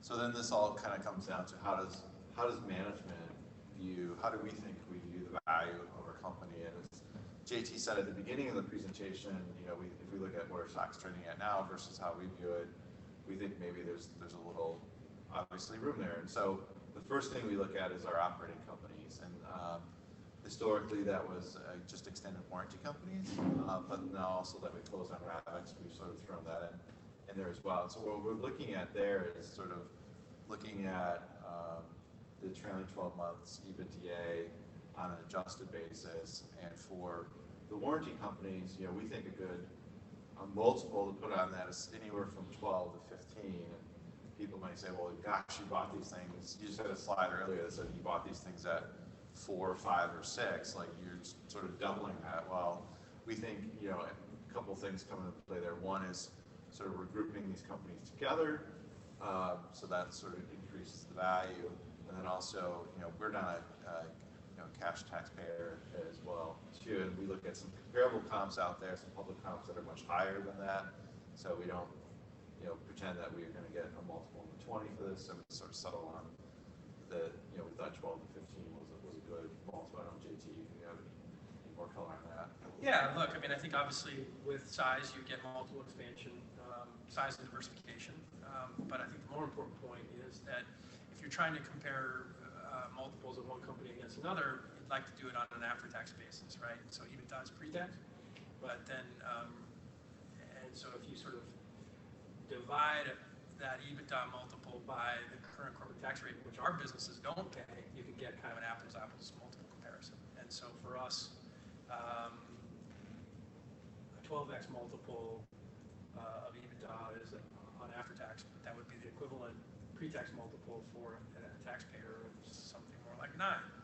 And 9 to 11 is the range in which we see auctions of private companies in the extended warranty space. So there are obviously much larger, one or two kind of reference larger public companies that have extended warranty exposure that trade at much higher multiples than that. But for me, the 12 to 15 really is equivalent to a 9 to 11 of a taxpayer. That's how I do it.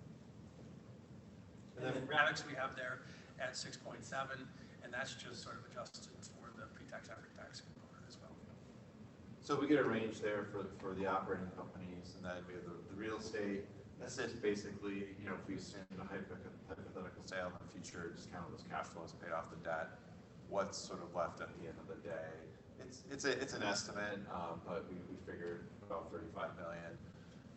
Argo search fund, that's from the earlier slides, so is the non-strategic investments, that's the economic value. Amigo, you may ask, well, what's Amigo?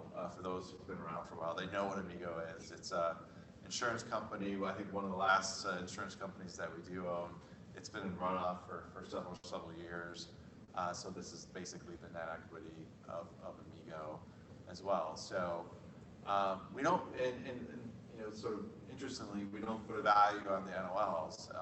We purposely did not do that because, you know, there's different ways that one might do that. So we thought, well, let's take a conservative view of this, and we don't ascribe any value to the NOLs. So total assets, we get that range there. You know, my eyes aren't that great these days. 262 to 307, I think, is what it says. And then it's sort of like, okay, what debt do we have? We got the trusts, and so the fair value of the trusts, it's about 58 million. We've got the operating company debt net of cash up there. And so you arrive at an intrinsic value, and then when you sort of look at our outstanding shares, you know, we get a range from 774 to 960 is kind of how we think about it. And we think, yeah, I think there's probably stones people could throw at this, but we think it's a reasonable approach, and some, you know, puts and takes, but we think this is sort of a reasonable view of how JT and I kind of talk about it internally all the time. Yeah, no, great job. This is how we think about the value of our business and split it out between the businesses we own, the investments that we hold, and the liabilities that we have. So.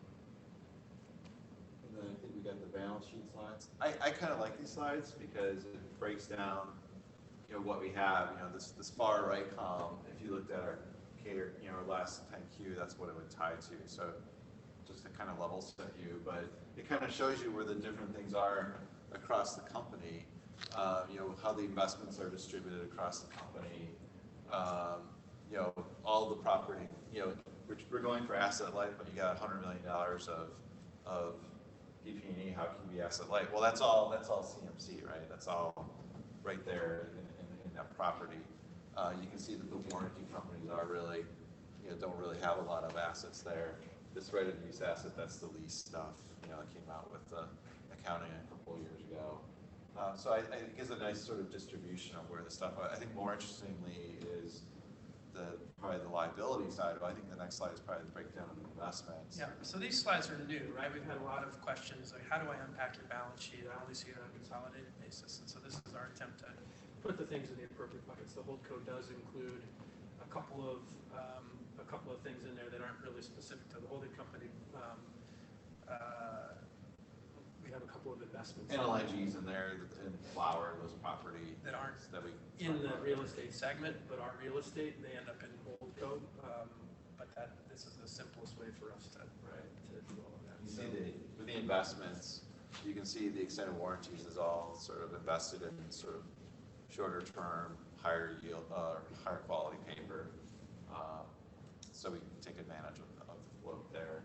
And as JT said, you know, this is really, if you go back to that investment breakdown that we had earlier, that's where a lot of this stuff is for the holding company. I will point out on extended warranty, if we go back one slide, we've got restricted cash of 25 million or so.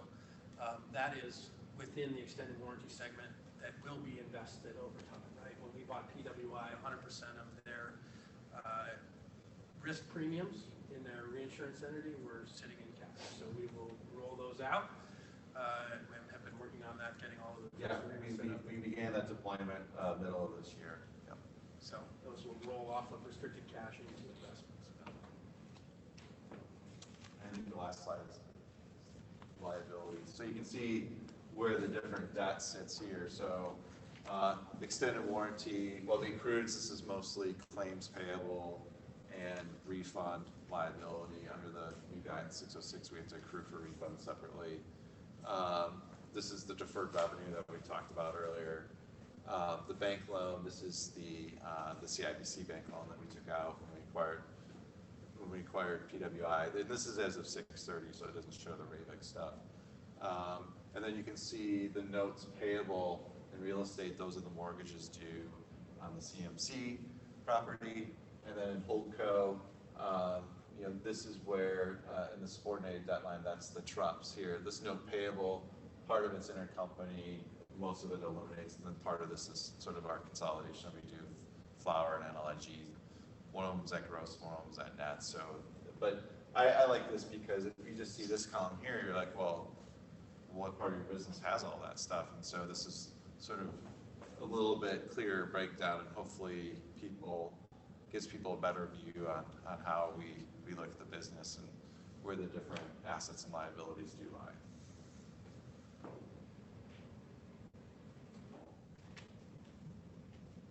Any questions on the consolidating balance sheet?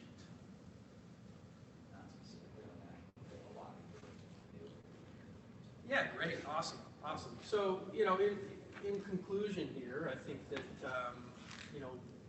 we're very focused on being thoughtful capital allocators, both investing in the businesses in a thoughtful way, focusing on minimizing non-strategic costs and redeploying those dollars to strategic investments in growth, and also thoughtful about the way that we approach inorganic M&A.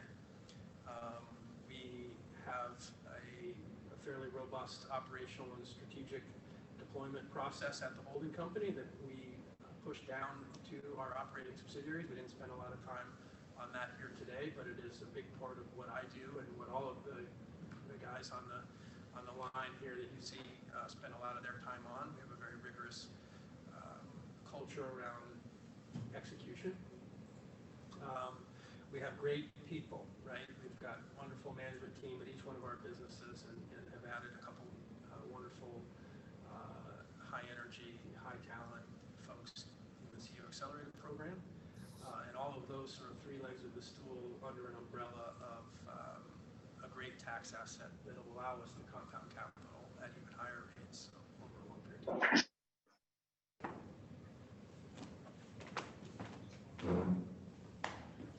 So we're going to the Q&A portion now. Why don't we go to the, is there anyone, I'd love to take the people who traveled here will get a little bit of just a leg up, but then everyone that's online, if you can hear me, we've got a list of questions, and I'll try to open your line prior to asking those questions and give you a little intro as well, and we'll just keep it as in person as we can. All right. Thanks, Ed. Sorry to keep asking questions, but you're stuck with me. Great. So you have $25.3 million of non-strategic investments, and then you've got the $2 million of Amigos. So that's $27.3 million of non-strategic investments. Can you talk about what your expected trajectory is to exit those? Is there any like step downs where you can realize a bunch, or is it something that's more linear? Like, how do you? The business is really complex.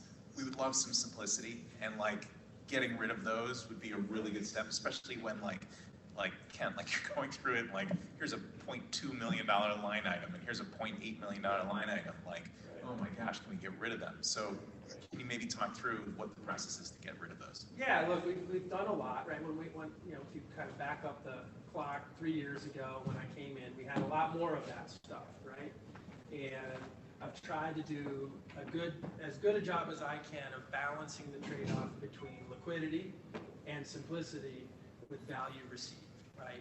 And all of these things, as you might imagine, given prior management, are incredibly complicated, super complex, and in many cases at sort of various stages of illiquidity. So there is an element of being patient. We continue to monetize these things over time. Some of it's some real estate that is not sort of CTL type stuff, and we've monetized a couple of those in the last couple of months. We had some public securities. Remember the Limbach stock? We were able to get out of all of that. We have some investments in some private real estate funds that are slowly liquidating. We have a subordinated debt fund that's slowly liquidating. We are pushing, but we don't want to arbitrarily sell something for simplicity and liquidity if we're giving up more value than we think the thing is worth, right? So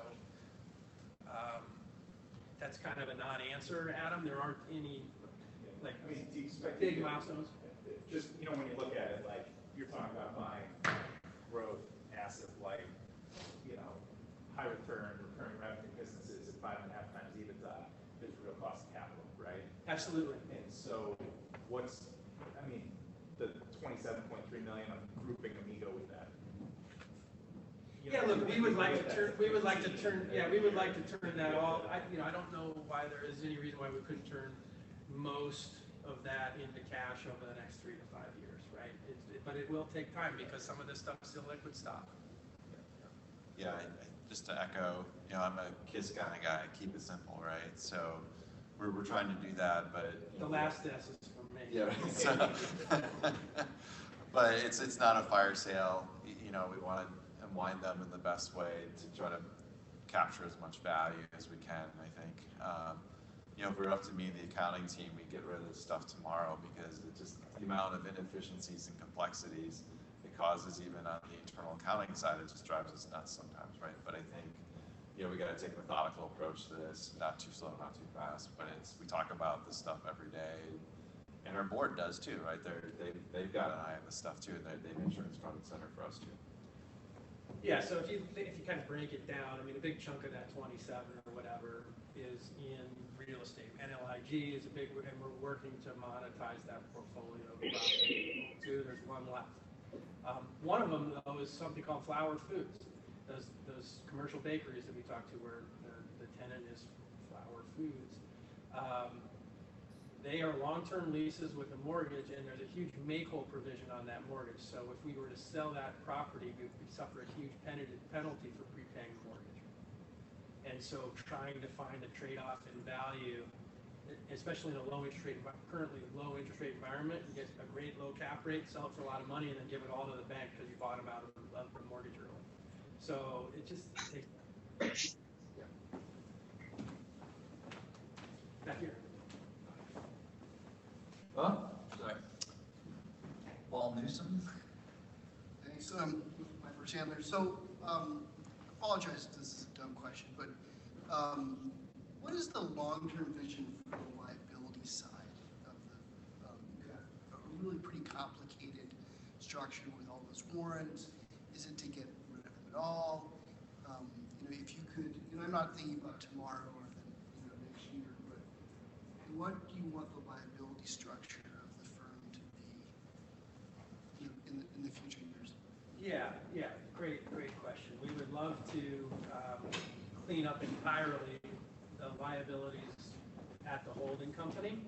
We'll continue to use what we would describe as a prudently aggressive amount of leverage in our acquisitions and then de-lever them over time so we build equity value. But specifically at the stuff at the holding company, the trust preferreds, the convertible preferred, and the warrants, right? So the warrants is a little bit out of our hand, but ideally those warrants would convert or exercise rather at the exercise date because they're in the money, and that'll take care of itself. If it does, that's a built-in source of capital for the company.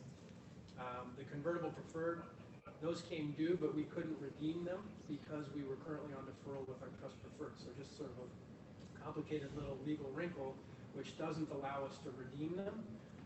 Ideally, either they will convert. There's a break-even price at which you would redeem versus convert, get your principal plus accrued, or get the stock. And so ideally, those would convert at the time in which we come current on the accrued interest on the TRUPS. And then the TRUPS,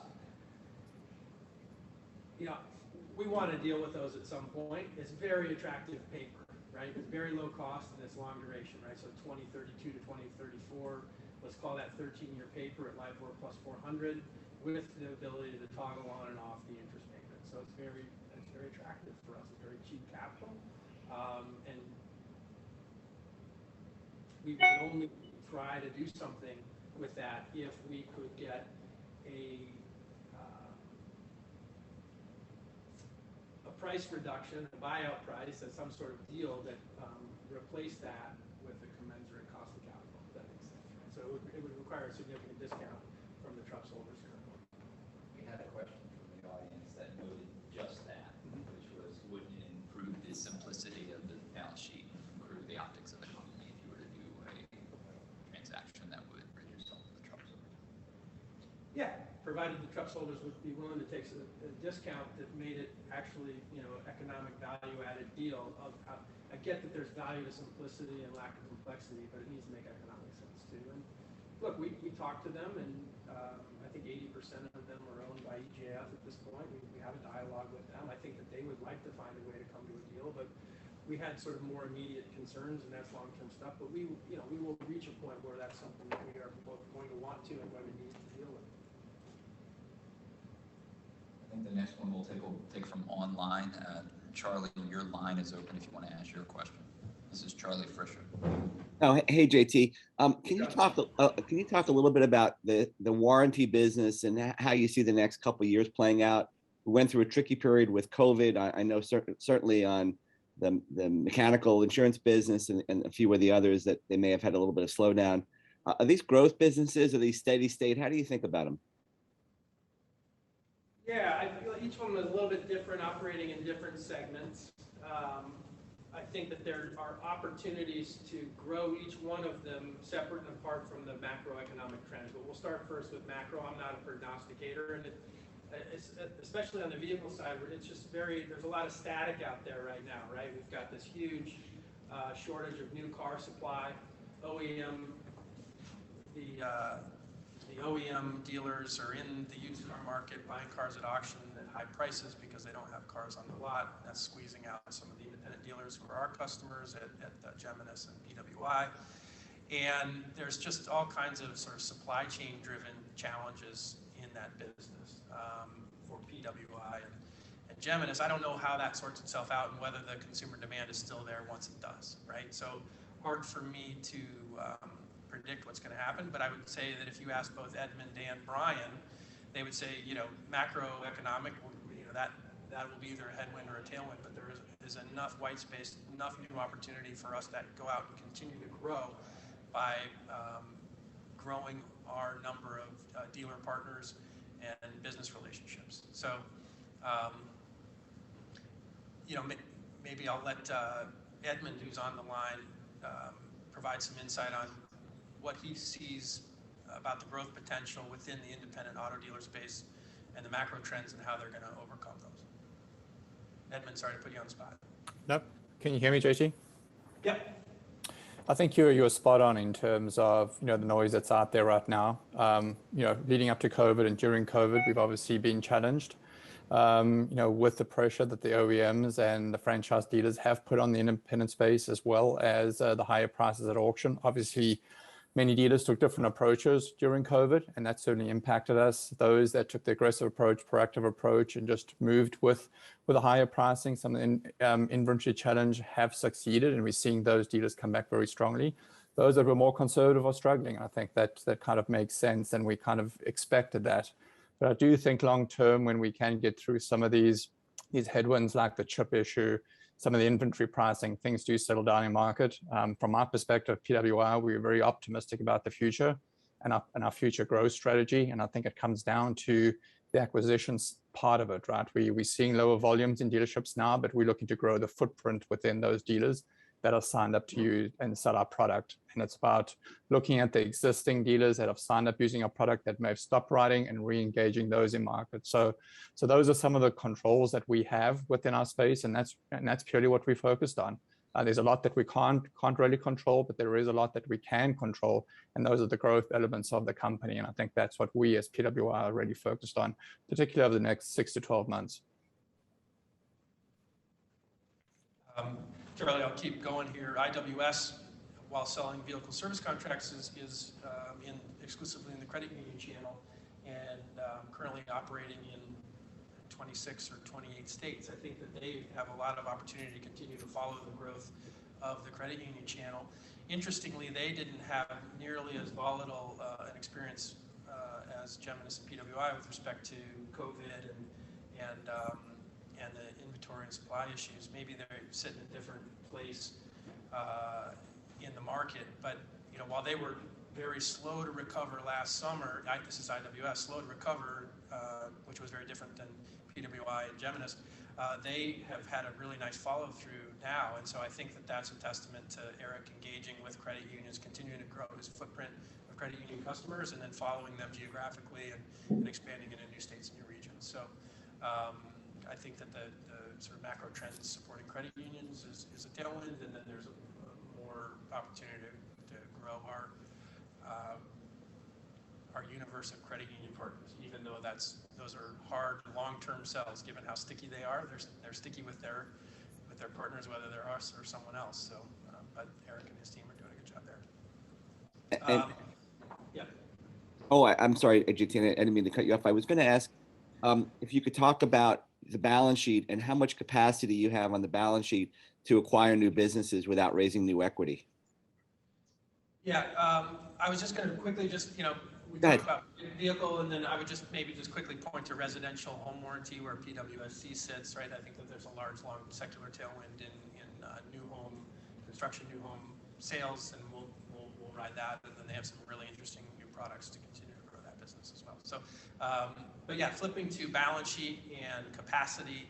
Yeah, it's a good question. I mean, it depends on the size of the new acquisition, obviously, but provided we kind of stay in where we sit in the lower middle market, average equity check, somewhere between $5 and $10 million. We've got some work to do to continue to monetize some of these passive investments before we would be in a position to do another acquisition. But that's what we're actively focused on.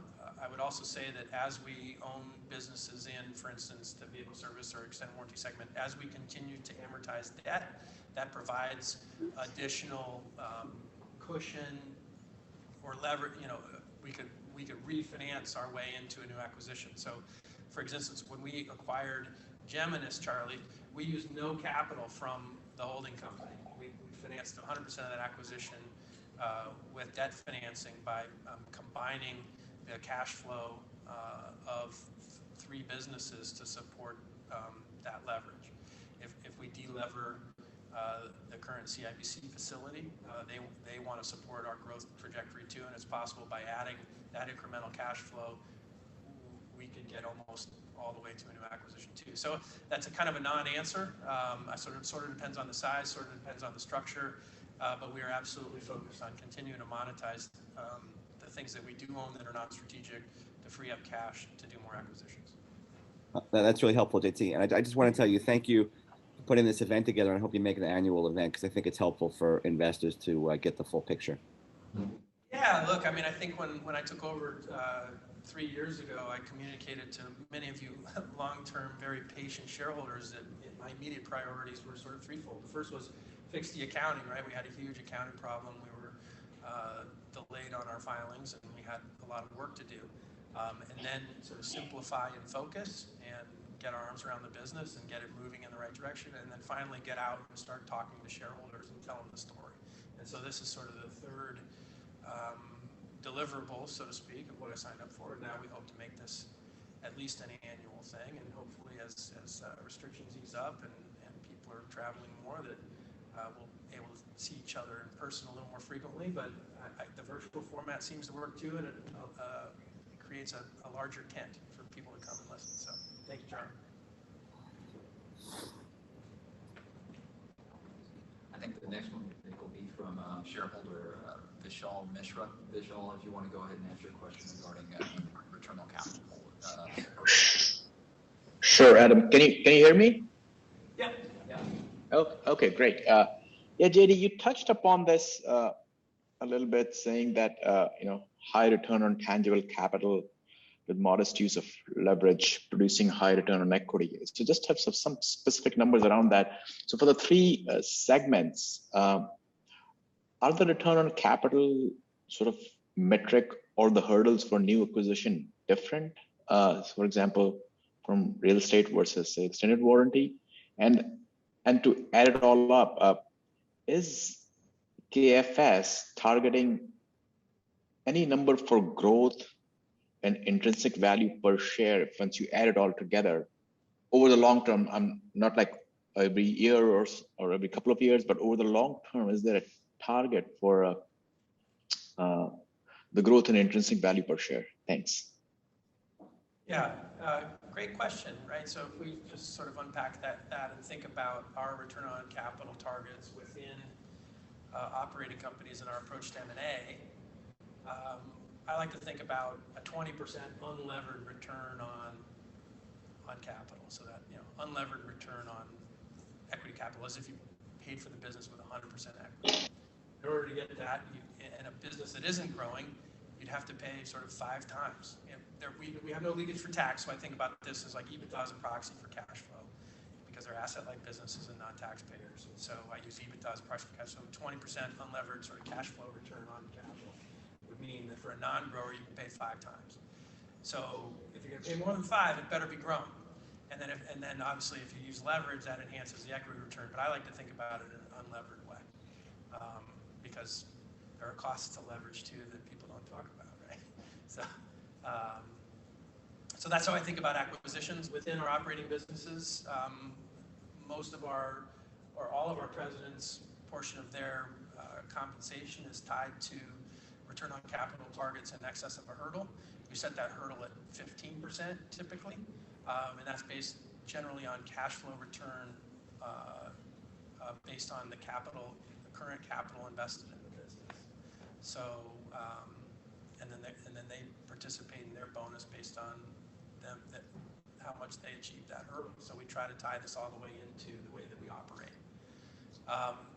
You're right, the different segments have different return on capital profiles. Real estate, normally people think of that based on cap rate or return on capital very low, single digits.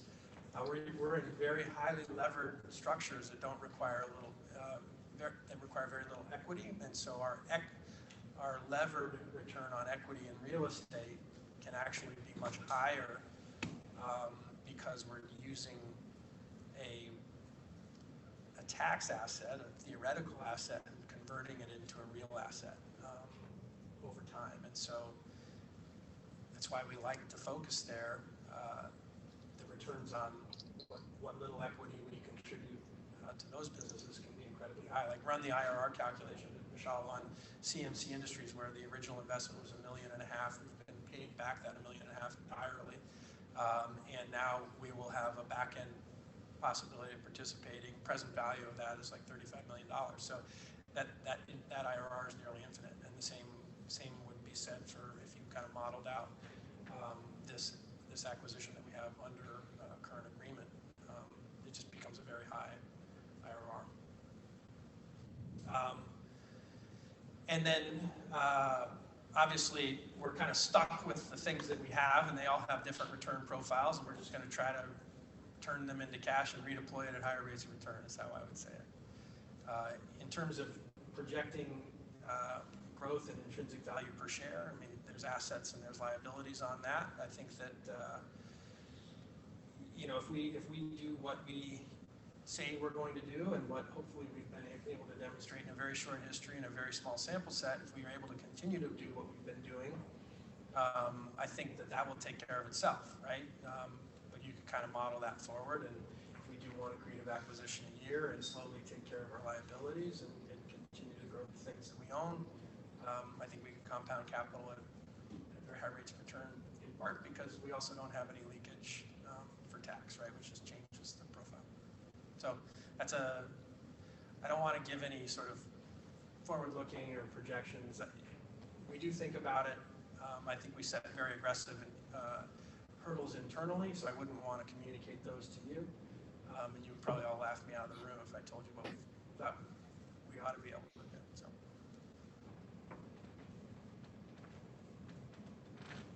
Okay, thank you. Next question is a follow-up from Mitch. Mitch, if you want to go ahead, your line's open. Hi, JT. This is on warranty businesses.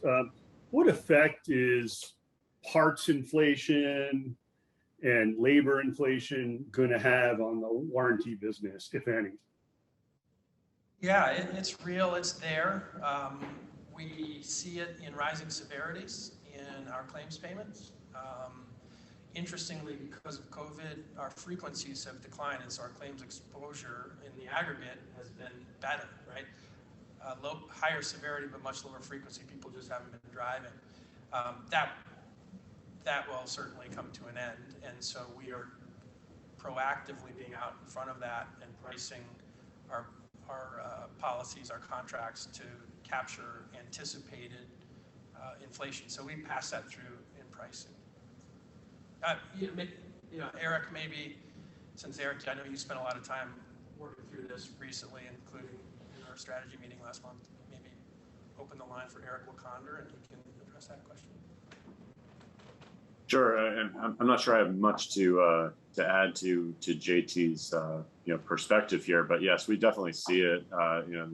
It's something that we measure and look at every month. We look at what is our claim payment averages look like for that year, and we measure that as a terms of inflation. So we do look at that. We then adjust our pricing on an annual basis to project out what we expect that to be, X number of years after someone buys a contract when we expect to pay that claim. So we're definitely out in front of it, not waiting for it to hit us before we react to it. So has it had any effects on margins at this point? No, it has not. Okay.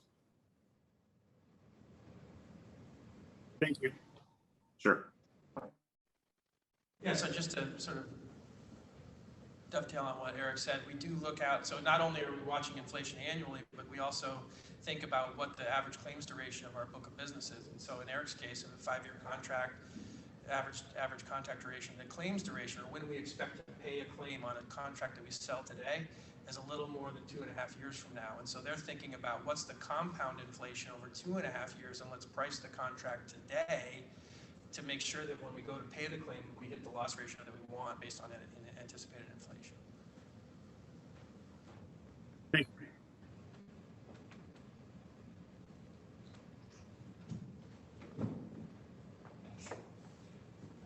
The next question is an individual shareholder, Luis Hernandez, who has followed the story for quite some time. So, Luis, please go ahead. Your line's open. Yes, hello. Can you hear me fine? Yeah, Luis, hi. Hi, JT. Okay, I basically have a few questions, fairly simple. The first one is, what's the cash corporate overhead per year? Yeah, well, it's been going down, which is good. And so non-interest, just the cost of running what we call running the railroad of the holding company, full year trailing 12 months, probably around $5 million. About half of that is salaries, and then we have directors and officers, D&O insurance, the cost of our audit, a very small amount of rent, and a little bit IT. And so we've tried to, and then a few, the cost of being a public company, listing fees and things like that. But that's where we are. We try to keep squeezing that down as much as we can. Okay, and out of the 16.5 million in EBITDA, roughly how much converts into cash available to you, and I guess to pay that overhead and to invest? Yeah, so 2 sources of cash to pay for overhead, and I think that this an important one is that because we're a consolidated filer for federal tax purposes, and some of our loss companies are not our operating businesses. Kingsway, the holding company, acts as the clearinghouse for taxes. We kind of sort of the IRS, and so all of our operating subsidiaries pay taxes on their taxable income, but they pay it to the holding company. And so that's actually a significant source of cash flow to us to fund our corporate overhead. Now, in terms of the EBITDA available, that would reduce that, right? But that's coming as a tax payment. And then aside from that, the cash flow available, so these are capital-like businesses. There's not a lot of reinvested capital, so EBITDA is a good proxy for cash flow. And so if you just work through the amortization schedules and interest payments on that debt that is secured by those businesses, a lot of it goes to interest and principal repayment, and then a portion of whatever's left over, we're able to distribute back to the holding company through managed services agreement. We do a little bit of corporate allocations, we do some pass-through services, and then we're able to make some distributions. But those are typically capped by the bank. So our sources of cash are in part limited by the debt agreements we have at those businesses, but enhanced by our operating subsidiaries making payments to us for their consumption of our NOLs.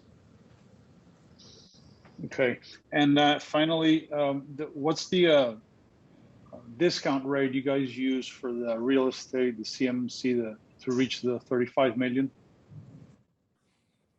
That's maybe a question. We don't disclose it. You can probably back into it. My guess is it's tied to the creditworthiness of the tenant and whatever their 10-year bond rate is, maybe.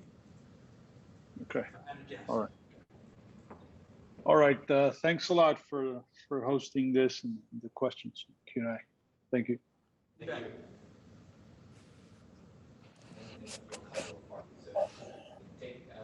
Okay.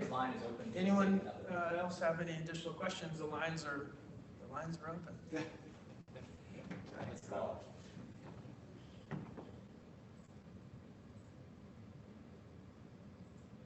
Okay, well, people are being shy or bored, or both. I'm available anytime. You guys know how to reach me. If you don't, you can connect to me through Adam. Happy to jump on a call anytime, answer any call, answer any question you guys have at any point.